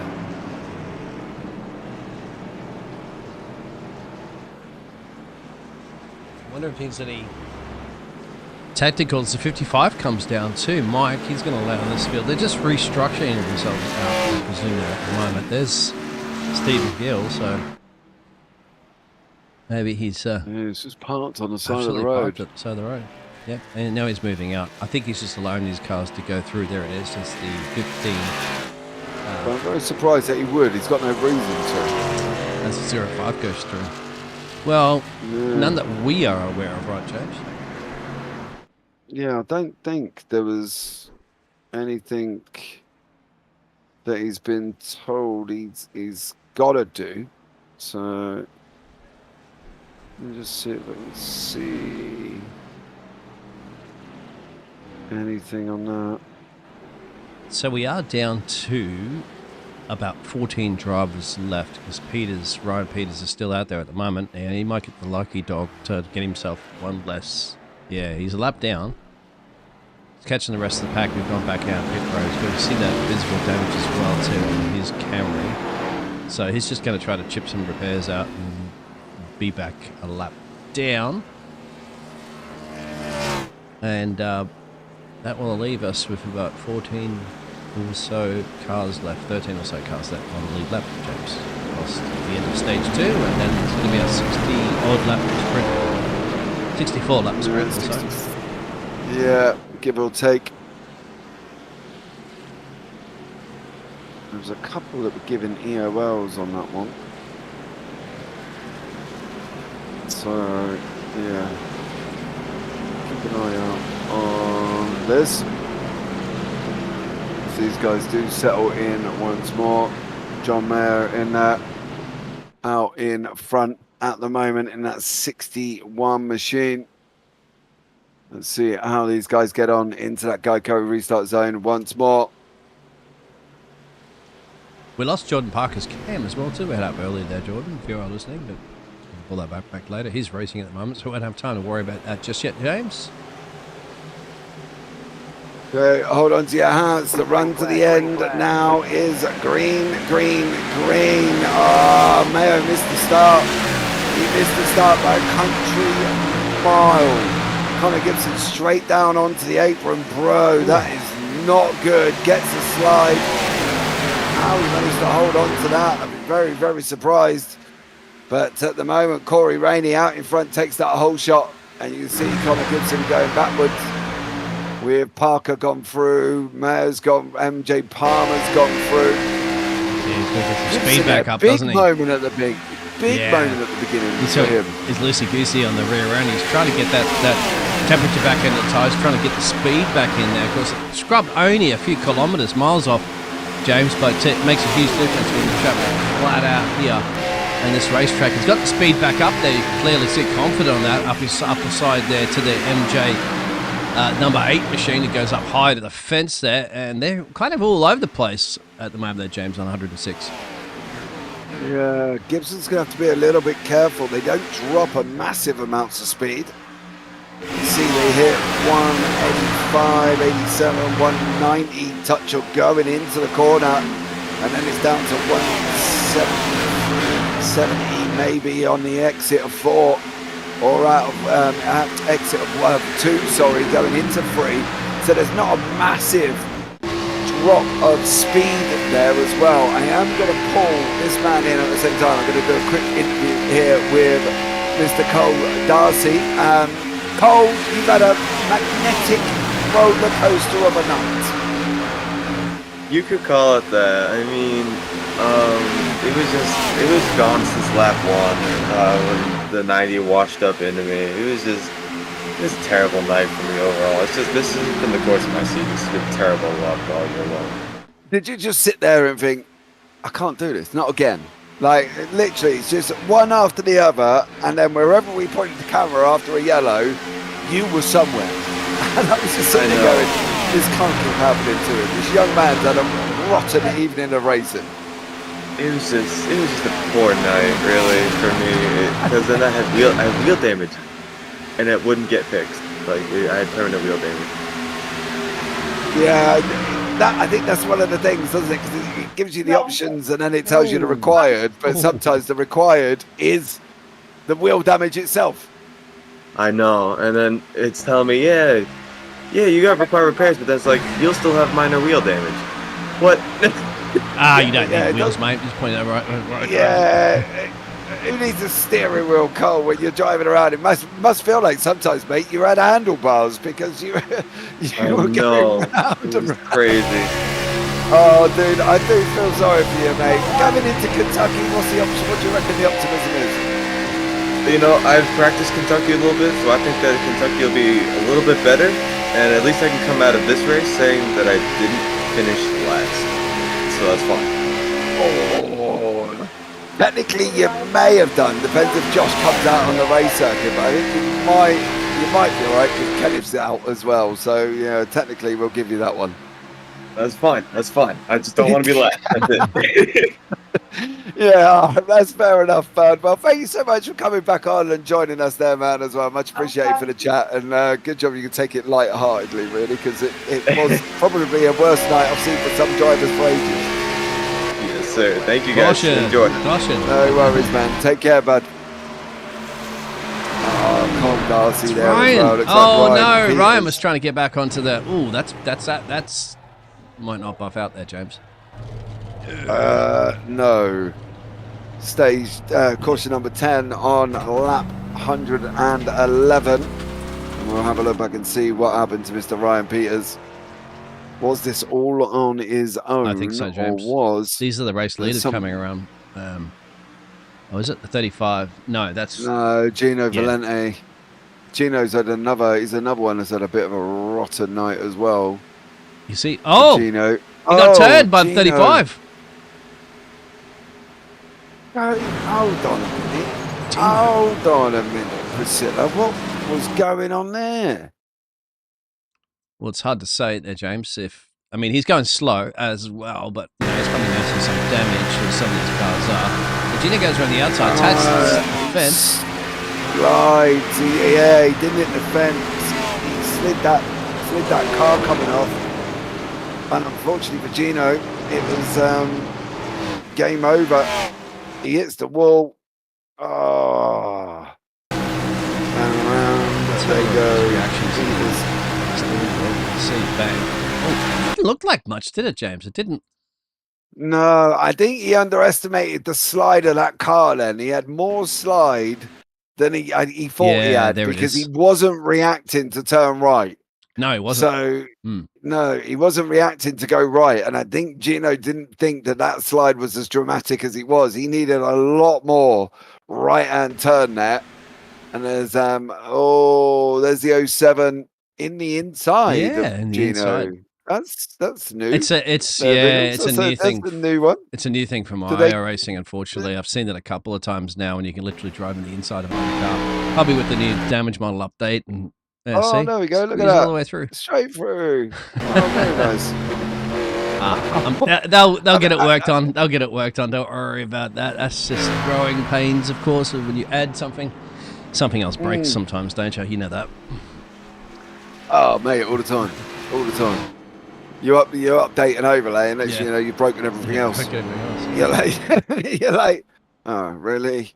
So there we go. But these guys are battling out. What have we got going on now? Palmer's in pits. Lewis is in the pits. Peters is out. Klein is still going. Oh no, Klein is out as well. Moyer's still going, but is 12 laps down for David Moyer in that number 6 machine. Yeah, he's still running, but he's 12 laps down, bless him. He's got another 9 to do before he goes past Klein. What's Peters on? 109. Moyer's on 102, so he's got another 7 laps to get past that as well. So yeah, very dramatic going on here at the same time. So big moments for some of these guys. How's Parker getting on? Joshua's not in his car, is he? No. Gino is. Douglas is. You can see they're getting those repairs. He is. There, Douglas is out for the window gang. 16 machine. MJ's getting those repairs done. And they'll go. I do love MJ's livery. Love the old flaming. Yeah. Flaming hot. Bit like my chicken. Get your black flag. Get your black flag. Flaming hot. Hooligan. Yeah. It goes with my chicken from KFC I had earlier on. Oh, yeah. Not waking up food again, too. There with James. We're going to get me. Do you know what? I'm sitting here, mate. I'm sitting here now, right? It's 25 to 3 in the morning, and I am starving. Straight up. Can't do a drive-through running, mate, because they're all closed. I might have to go to get a bowl of cereal or something before I go to sleep. But here we go. Corey Rainey on that outside line into the Geico restart zone again. He's green. Once more for the final run to 167. Gibson manages to hold that second place back up front after being involved in dramatics earlier on. Back on lap 79 is Connor Gibson. Could be. Yeah. Oh, yeah. You're waiting, aren't you? You're waiting for something to happen at the front end. Rainey, Gibson in there as well. Espy, Wikowski, Parker. Them front 5 very close together. Gill's back up there as well, sitting in 6 up 14. Tomic's in there. Joshua Meyer, John Moore. All of these guys continue to find it out. On the nose we go with Wikowski. Nowhere to go. Rainey's just giving him that outside line. Gibson's giving him the draft as well.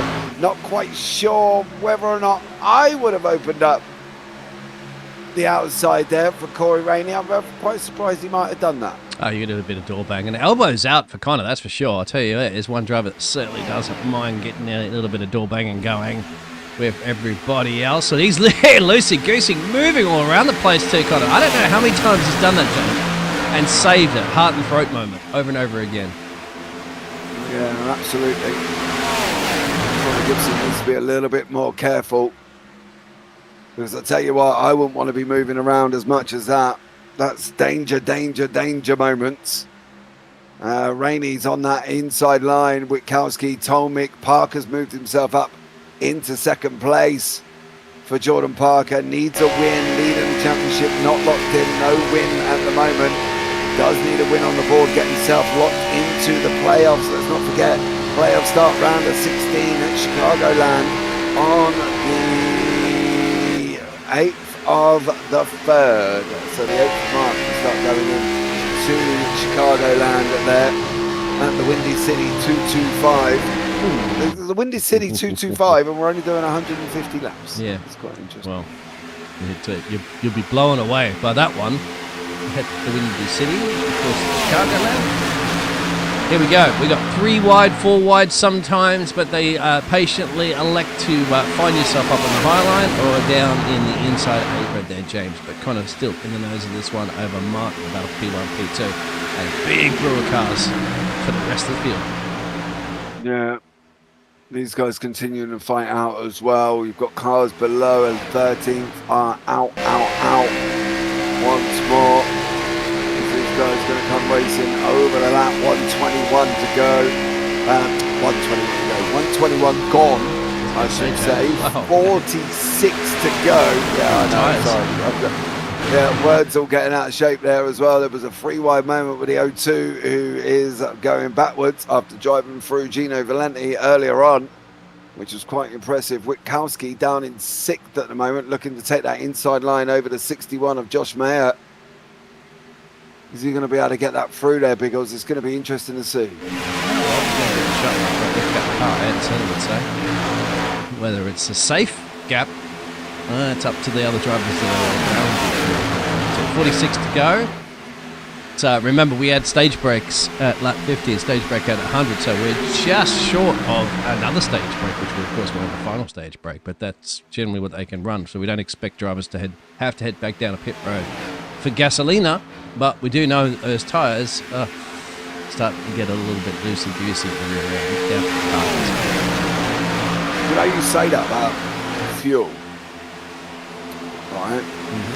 The interesting thing was they all said just about make 50.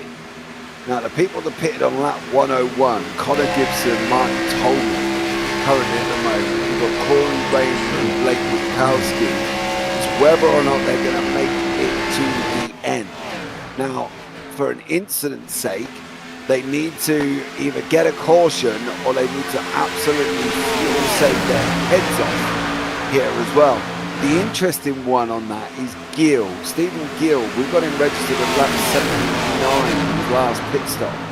Now, obviously, he's still out on the race circuit. He's a long way back, just about on the lead lap. It's 5 seconds actually, so he's not actually that far. But Gill is obviously pitting on lap 79. So that's going to be interesting to see at the same time whether or not Stephen Gill, how much further he's going to be.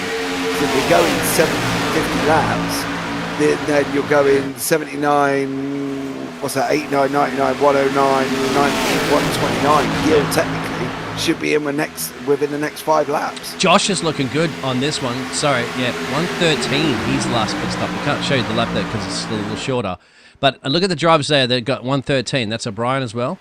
113. He should be able to go to the end. Behind him, you got John Lewis. You've also got Lucas Lewis as well. Those drivers can go to the end. As we're looking at that little stint there before as well that I'll show you, no drivers done over lap 49 so far. So that's it. That's the max that you could go.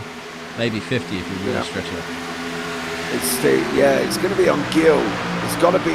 We've got to gauge the 50. If you can go 50, then we know the guys on lap 101 that have pitted, Rainey, Witkowski, Gibson, they're all in trouble because they're not going to be able to go to the end. They have to rely on a caution. Now that's like me relying on winning the lotto, right? I've got more open. If I stick 100 quid on, I might come out and win. You got one, James. That could be Is he gonna run that flag? His car is broke. He's got to get it down, O'Brien. He's got to get it down, get it down, get it down. He does get it down. No caution. He didn't go round. He did hit the wall. I bet you for Mike O'Brien, he wished he had a caution, but he didn't. So, look at that. Oh, he's broke. Dude, he is literally broke. Let's see if I can find where he's broke. On his front right, left front. He's going to pit lane now, so he's down at pit road. That's so unfortunate too, because we were just speaking about Mike had, and we suspected, enough to go to the end. Now, tyres would have been absolutely baked and cooked, but he certainly had the gas to scoot on by, but didn't cause a caution. Who was that? He also had a little tango with. Now, Gino's gone down there to fix those repairs. You can see Mike O'Brien just scooting on past his pit box, so we've got a lap down, unfortunately, now, because green flag racing, no caution on the speedway. Didn't get a flag, unfortunately, for Mike O'Brien, Mayo, Rainey, Witkowski, Parker, Gibson, Lucas Lewis, John Lewis, Aaron Espy, still out there. Tolmick's still there. John Waugh is still out on the race circuit, being involved in his own little dramas on lap 66 there for Waugh, where him and Coulson come together. If you remember, Coulson comes straight off that inside apron and just went boom, straight into the side, unfortunately, and that was a very dramatic moment for them. But Corey Rainey takes up the mantle. Mayo in second, Witkowski, Parker, say all to play for Jordan Parker. He needs that victory to get that automatic playoff spot. Yeah, that's what you need. Exactly. That victory gives you a little padlock there and you're into the playoffs. That's not what you always want. That's why getting a race win. That's why I like this format as well too, James. I'm sure you do as well. It's not really applied to road courses too often. But here we go. Blake as well too. Keep an eye on, because Blake is one stage breaks is capable of it. He's okay. The 31 is not damaged. You can see the 61's got a little bit of damage. We know these drivers are nursing some little gremlins that are creeping up there from all the incidents and so forth. No fast repairs. We'll see how it pans out. But he, of course, on fuel, boxed back on lap 101. But Josh Meyer ahead of him. He can go to the end there because he went 113. Yeah. I'm just having a listen in on Stephen Gill's car at the moment. I'm going to try and see what his speed in conjunction with everybody else. I think he's hoping. He can't go extra laps. If he is heavily saving Stephen Gill. But you see Witkowski on that apron. Rayner there on still, Rainey's still out in front. Mayo's still tucked up on the outside. I know what it is, James. Gill's waiting for a caution so he can dive in. I mean, most of these drivers will be waiting for a caution as well too, except maybe this man, Josh, because as you can see, he just drove completely on by. I think that was a lap car, actually, because there's the 31 behind him and there's Corey leading this race. But if anything, Corey's got to be in a position where he can't go to the end, so he can't really fuel safe. If I was him, I would tuck in behind Josh there and coast there with Blake, that also needs to do the same thing. Yeah, we're just trying to do some moves. They're all waiting for cautions. They do get a caution. Everybody's coming in. But I'd say for Steve, he's got to come in. He's going to have to go a couple of laps down. But on top of it, he will have, if he's got tyres left in the garage, full freshies, get out there and just absolutely gasoline it. And if the caution comes, he'll make that lap back. He may even get in track position and ahead of everybody. At the moment, by my calculation, Gill's gone 55 laps. He's going to go 56. He has just gone 56 laps from Gill. Yeah, Gill has, I think. So he's stretched it for more than anybody else. So everybody else is going to be looking at this and going, "Can we go further?" So if Rainey, Witkowski, and Parker can go over that 50 and take it 55 from 101, they're going to be on 156. They've got to try and find another 9. They've got to try and find another, what did they say? 156. They've got to find another 11 laps. So at the moment, for him to go 11 laps more, he's got to be able to take this car to about 146 for Gill to show them that it's going to be possible. Come on, Gill. Get the job done there, mate. Yeah, and then maybe you'll learn a little bit of pride or something like that, and then I'll take the car down and go to the panel beaters and go to the paint job for it. He just makes it to us anyway. But yeah. Chuck the old trade paints on. If he can go to 146, Stephen Gill, without pitting, being that he pitted back on 79, that would have been a fuel run of 67 laps. If he goes any longer than that, 67, he needs to go at least to 147 to give them 68 laps, which would be the guys of Rainey, Witkowski and Meyer who are able to get there because they need 68 laps. So at the moment, Gill is giving them that benchmark of lap times by saying, look, I've gone 50, what's he on now? 58, I believe, already. So if he can go to 146, these guys should have the opportunity to get that 67, which should give him to the end. So they might not have to for Witkowski, Rainey and Parker. But at the moment, Josh Mayo is the one sitting in prime spot because he picked on 113 and should definitely be able to go to the end. And Jace, but the thing is, you can see Gill, that's the last lap times that are up in your time panel right now. Gill's 33.2, these guys are doing up front at 32, so he's got a second lap slower. That will definitely help you with the gasoline savings. But these guys at the front can't afford to do that right now. They're going to drop himself out probably out of the top 10 of the track. Yeah. He needs to stay at the front, and that's the problem. All of the guys in and around, Rainey, Witkowski and Parker, they all need to be at the front end. But Gill's got 6 more laps to take this 68. And if he can take it 68, then we know that Rainey, Witkowski and Parker should be good to the end. If they pit on 101 full fuel, of course. They should be. Tyres are going to come into play at that point. John Lewis has gone around. You can see a wreck up the road. There's a bit of kitty litter being kicked up on that one. That is... Just try to find John Lewis. He's up the road. Yeah, I think he's hit the fence. Look at that. It was damaged before there, James, but lap 140, he's had a moment. Let's have a look. So keep your eye out on the 07. It looks like a 02, but a 20 upside down. Definitely hit the kitty litter up the road there from Lucas Lewis that were just behind. Now, where has this happened? John Lewis. There they are behind. Now, we know that something's happened up the road. Oh, bang. That's an eye racer. He might be okay. It's just an eye racer blinking out. Tinted active for the 07. 07? It is an 07 or an upside down 20. 07, yeah. I will say Mr. one Bond. thing though. John Lewis's car. Let's have a look at something here before I state. Oh, it's a caution, James. For who? But for who? The 90s in pit road. Oh, 35's going slow.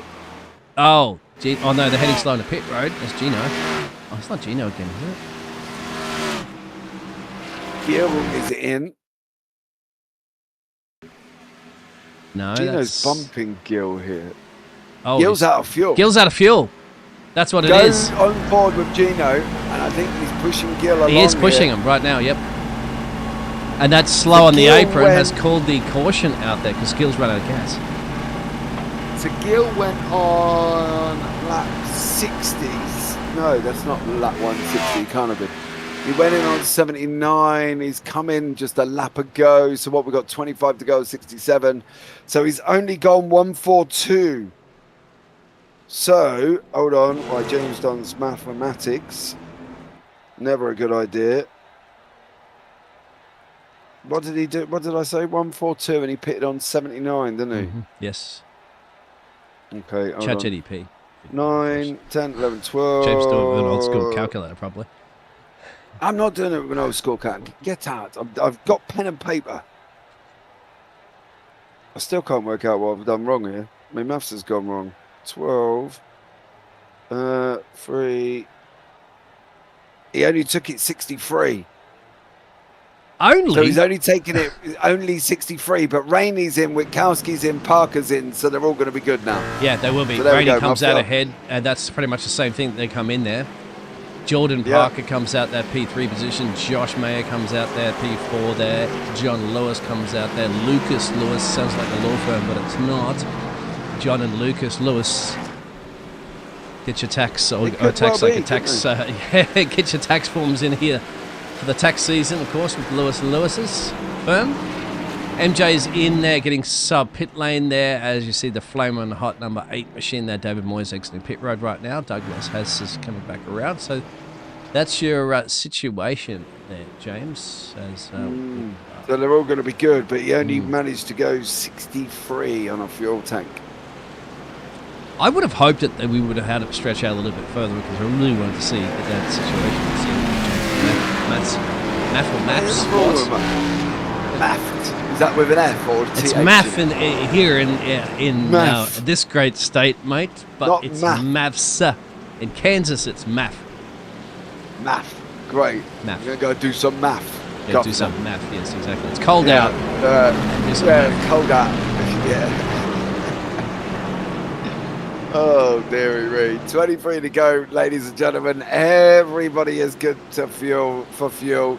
You can see at the moment, 1 lap down is Gil after he had to be pushed in from Gino Valente, which we think caused a caution because I cannot see any other reason why anybody's crashed apart from Gino pushing. Now, as much as I love team spirit and all that, Gino, and, you know, well done to you because they're in the same team. Gino, Mike O'Brien, MJ and Stephen are all in the same Black Flag Motorsports. I would have loved for you not to have done that, to get a caution. But here we go, back up and running, under a gun, ready to go into that Geico restart zone. Rainy, Parker, track temperature's not changed. Green, green, green. Rainy takes the whole shot. Witkowski gets the jump over Parker at the moment. Witkowski's trying to have a good old run here. You can see currently, is he going to be able to make it around the outside of Jordan Parker? Let's not forget, Parker needs that win. He's got to lock it in for that playoffs, and at the moment he has not done that. Rainey will also be able to lock it in here as well. However, I will have to check on his participation on whether or not he might have taken. We got another one, James. That's Palmer, I think. Oh, yep, it is. Wow, that's dinged up there at the moment there from MJ. And I think Connor Gibson has been involved. Connor. Yeah, you know, Connor's been a little bit polish up on those race starts, mate. And I think, it's crab walking too. Look, Connor. Oh, bro, he's literally broke. They were 3 wide. That's probably not going to help. 3 wide at the same time. Him at the 02 and the 73. That's Lucas Lewis, as we know. Connor Gibson. Oh, he's lost on his own? Oh, no. He saved it? No. Well, he didn't save it. No, and not he yet. didn't lose it. Oh, MJ. Yeah. I was going to say, if you've got small children in the room, make sure you have them look away right now, James. I know that you have kids. Make sure that they should be in bed right now. So Connor's going to be... we need to look at this from MJ, of course. All right, here we go. Look at MJ's cockpit, bro. He literally rogers it. Oh, doesn't see. Bang. Just ripped off the whole front end, mate. Their engines come out. That's all she wrote. Yeah. MJ, Connor just sits there and all of a sudden, dude, he's like pit lane, grandstand, sky, very, very quickly.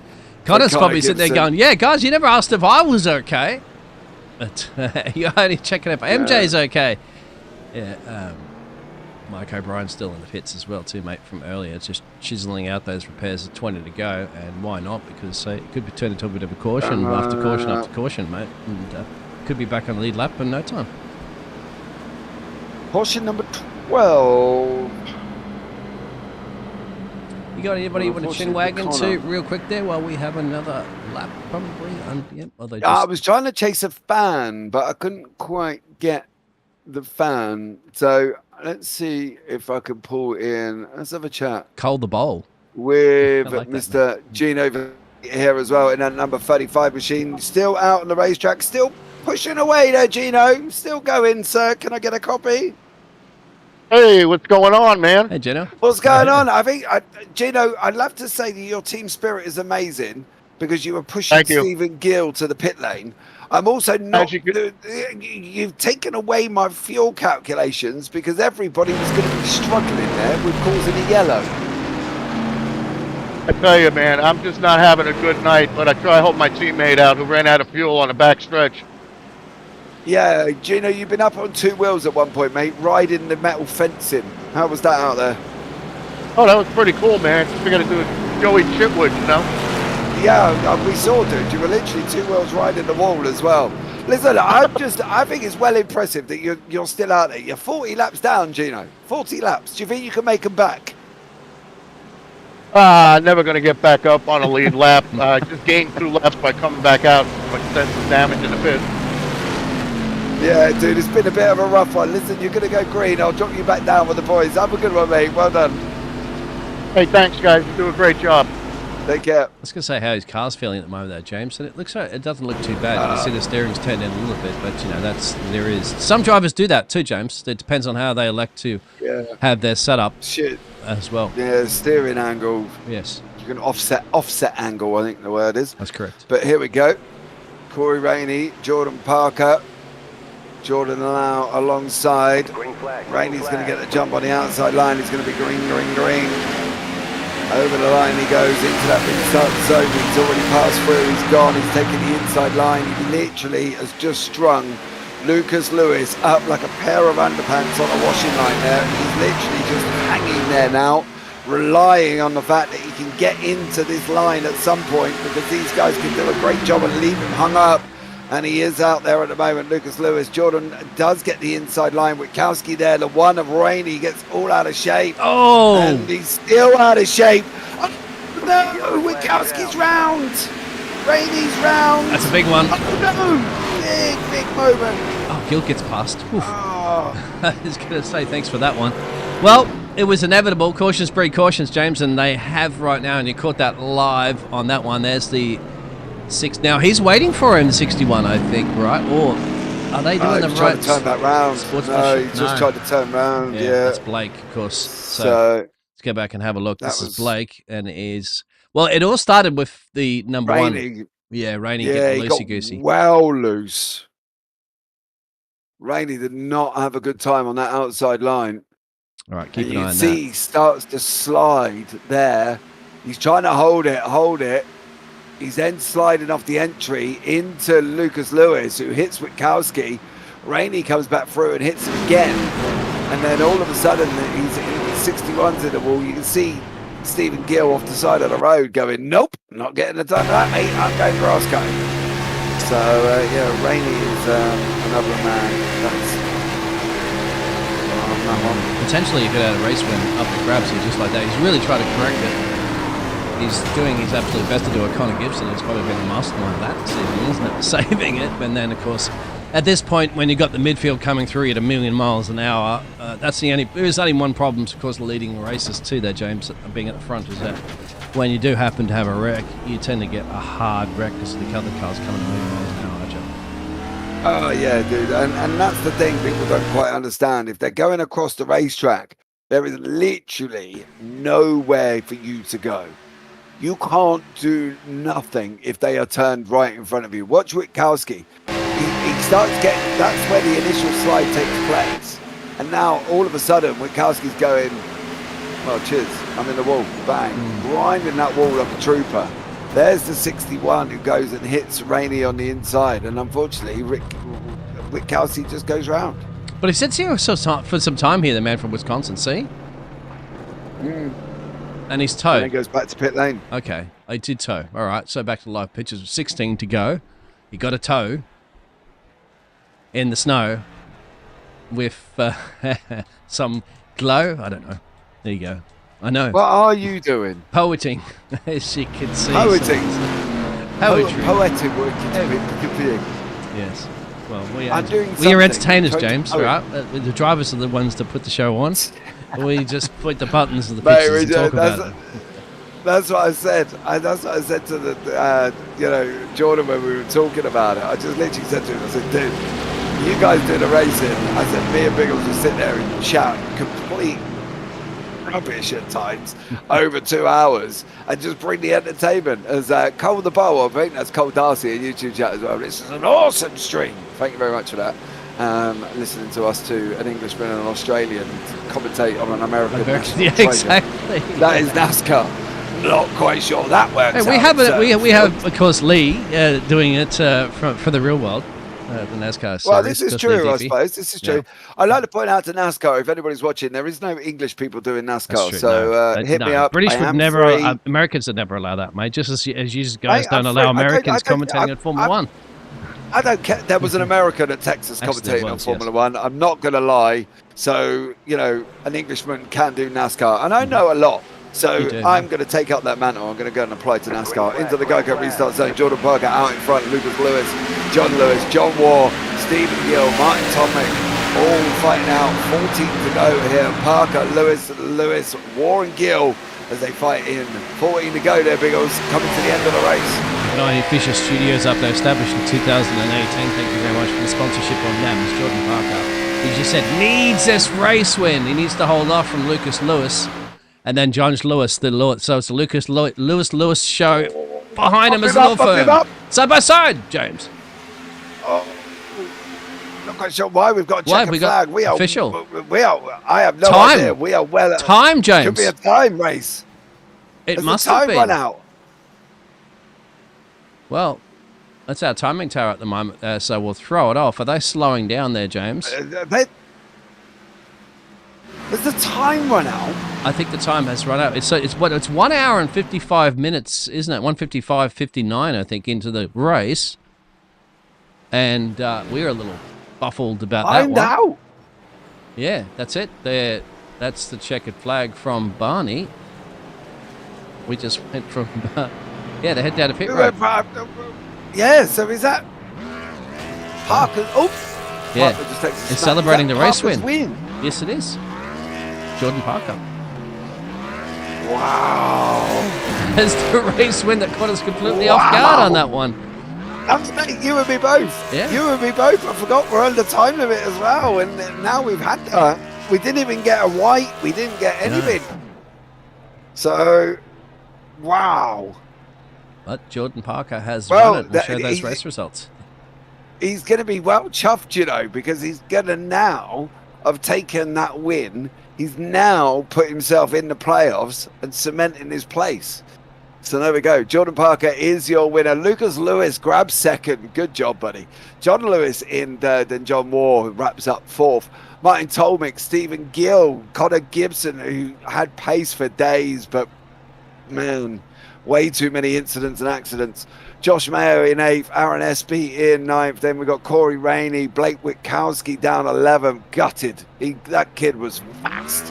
David Moyer, MJ Palmer, Douglas Hess, Mike O'Brien, Gino Valenti still run 43 laps down. Fair play to you, sir. Give you a round of applause. Well done to you, Gino, for finishing the race 43 laps down.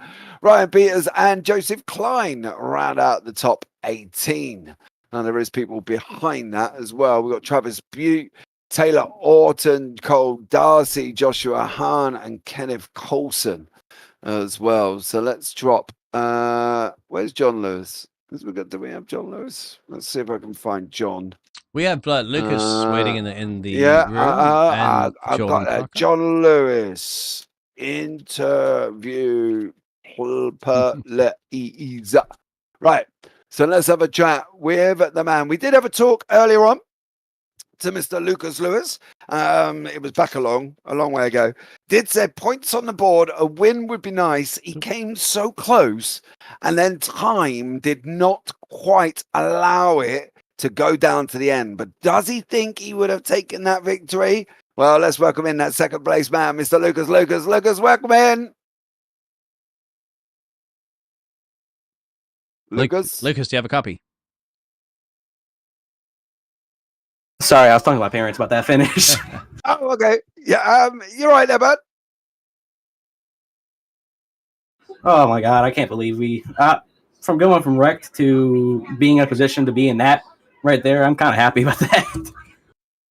Yeah, I think, dude, we were talking earlier on. You were just going for points. Yeah. You know, you were 14. Technically, you had 14 laps to go until that time ran out. Do you think you would have got him? If time would have ran out, maybe. But I saw when we're coming to the restart, it was white flag. I'm like, all right, I got to figure out something. I have to get him on the front stretch or back stretch. And he was able to get a good restart on me. I was like, all right, I have to do it into turn 3. And we were close. Just if only we had .006 of a car, we would have won. Yeah, it was so close as well. I wasn't expecting it to run out. To be blatantly honest, we completely forgot it was under time and it was going to run out. But you know, it was there or thereabouts. You would have put yourself in within the round, obviously, with the automatic playoff promo as well. It would have been interesting to see how that goes. But do you pick yourself up now and go to Kentucky and see what happens? Oh yeah, we'll just keep going from next week. Last week's behind us. This race is behind us now. We're going next week. We're going to go for points, and if we have that same spot again, we'll go for a race win.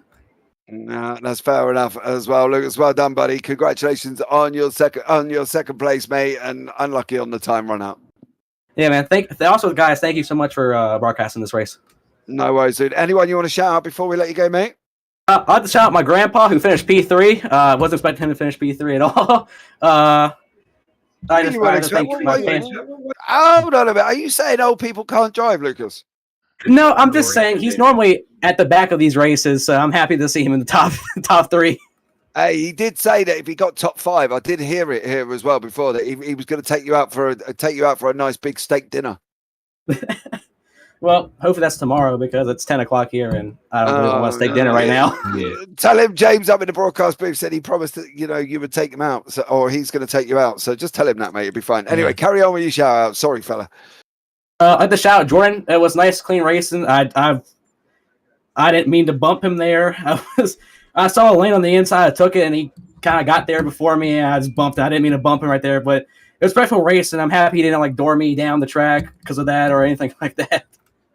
All right, man. Well, Lucas, well done, buddy. Congratulations, and we'll see you next week at Kentucky. Yeah, guys, see you. Take care. Right, I'm going to do something different now. Normally, I just interview the winners, but I want to introduce a fan who has just sat and watched the race. And we're going to have a quick chat with Adriana here as well. Adriana, how are you? I'm good. How are you? I'm doing very well. Thank you very much. Doing very well indeed. Just sat and watched the whole entire race. How was it for you?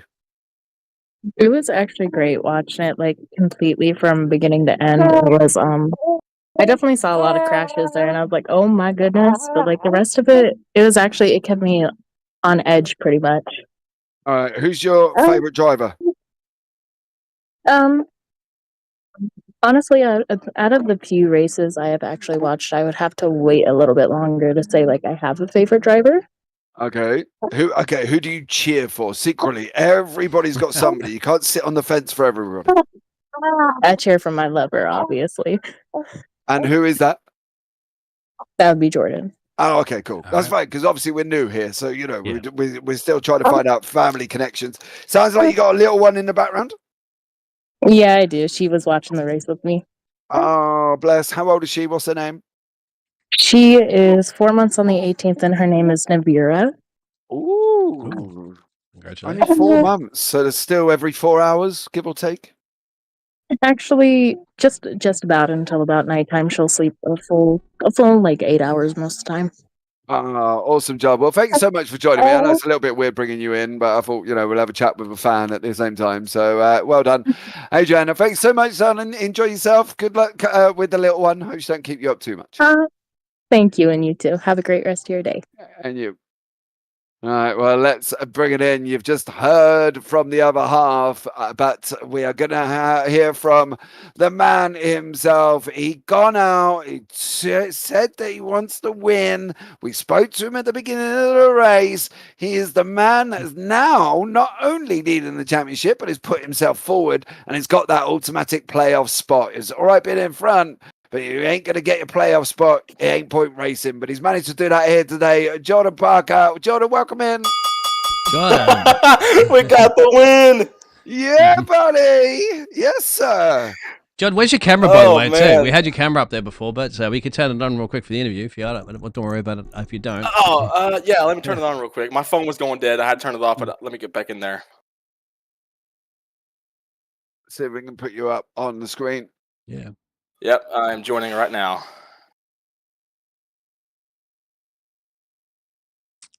All right, let's start it. All right, here you go, James. We'll get you up there. Jordan, congratulations. Oh man, that Lucas had a shot to take it from me. He could have dumped me, but I'm just so thrilled that he did the bump and run so cleanly and didn't intentionally try to take me out for the win. It was close because we were running out of time. We had like a minute to go when we went back green, so I knew I had to do something there. But I'm just glad it turned out awesome.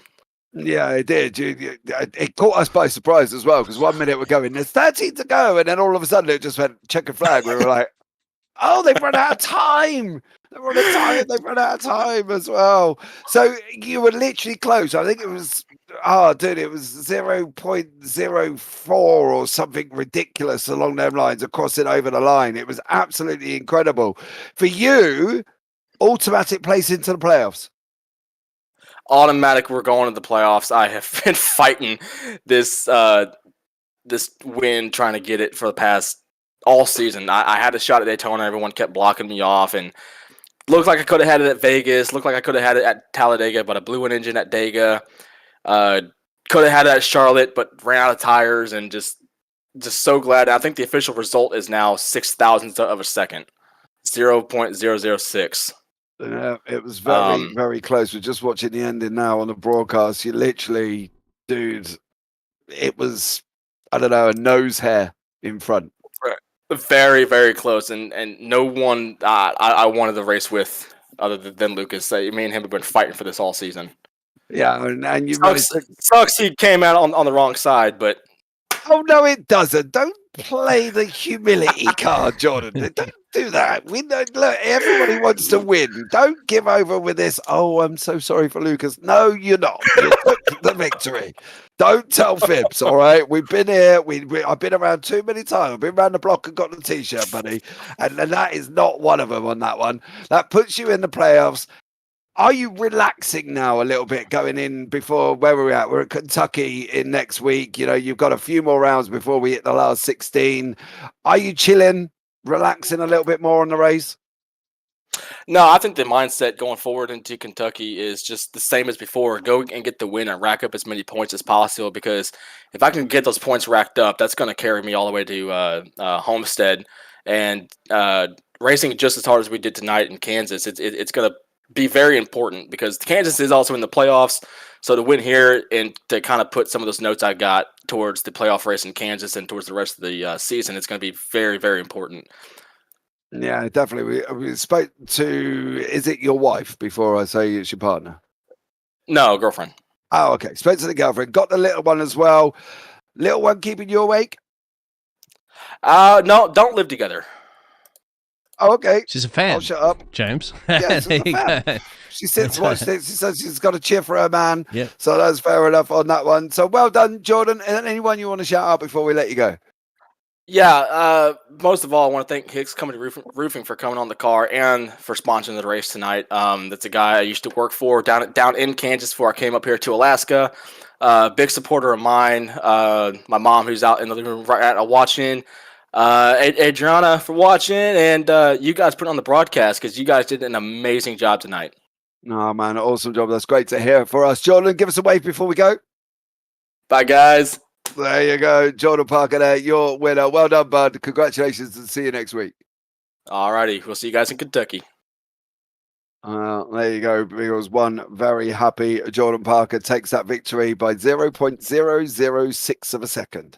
That is less time than it takes to blink your eyeballs. So there's much time for you to go through a drive-through when you're getting hungry, James, because you made me hungry, but he does those burnouts. It's about the width of the piece of paper of the notes that you have written down, your math notes that you were writing down before trying to calculate all this fuel strategies. I've got 2 sides of an A4 now written down with notes. So there we go, ready to go into Kentucky as well. Well, guys, that's going to wrap it up. Thank you so much for joining us here this evening. It's been an absolute incredible evening of racing. We did run out of time going into Kentucky. Join us next week as we tackle 150 laps of Kentucky. We then go on to a road circuit. If anybody doesn't know me, I hate NASCAR cars on roads, but we go to Watkins Glen. Then we go to Daytona, Darlington, Indianapolis, and Richmond before we go into the round of 16 playoffs, which takes place at Chicagoland, New Hampshire, and Bristol. Love a bit of Bristol on that one. But thank you so much. Don't forget, like, subscribe, turn on the bells, no matter what channel you're on, whether or not you're on the Fisher Studios, whether or not you're on JPB. That would be absolutely amazing. But I've been James Parfitt. I've been alongside Dean Biggles here this evening. And as always, take care. Have a great week. And you never know, we might see you on the track sometime. Good night.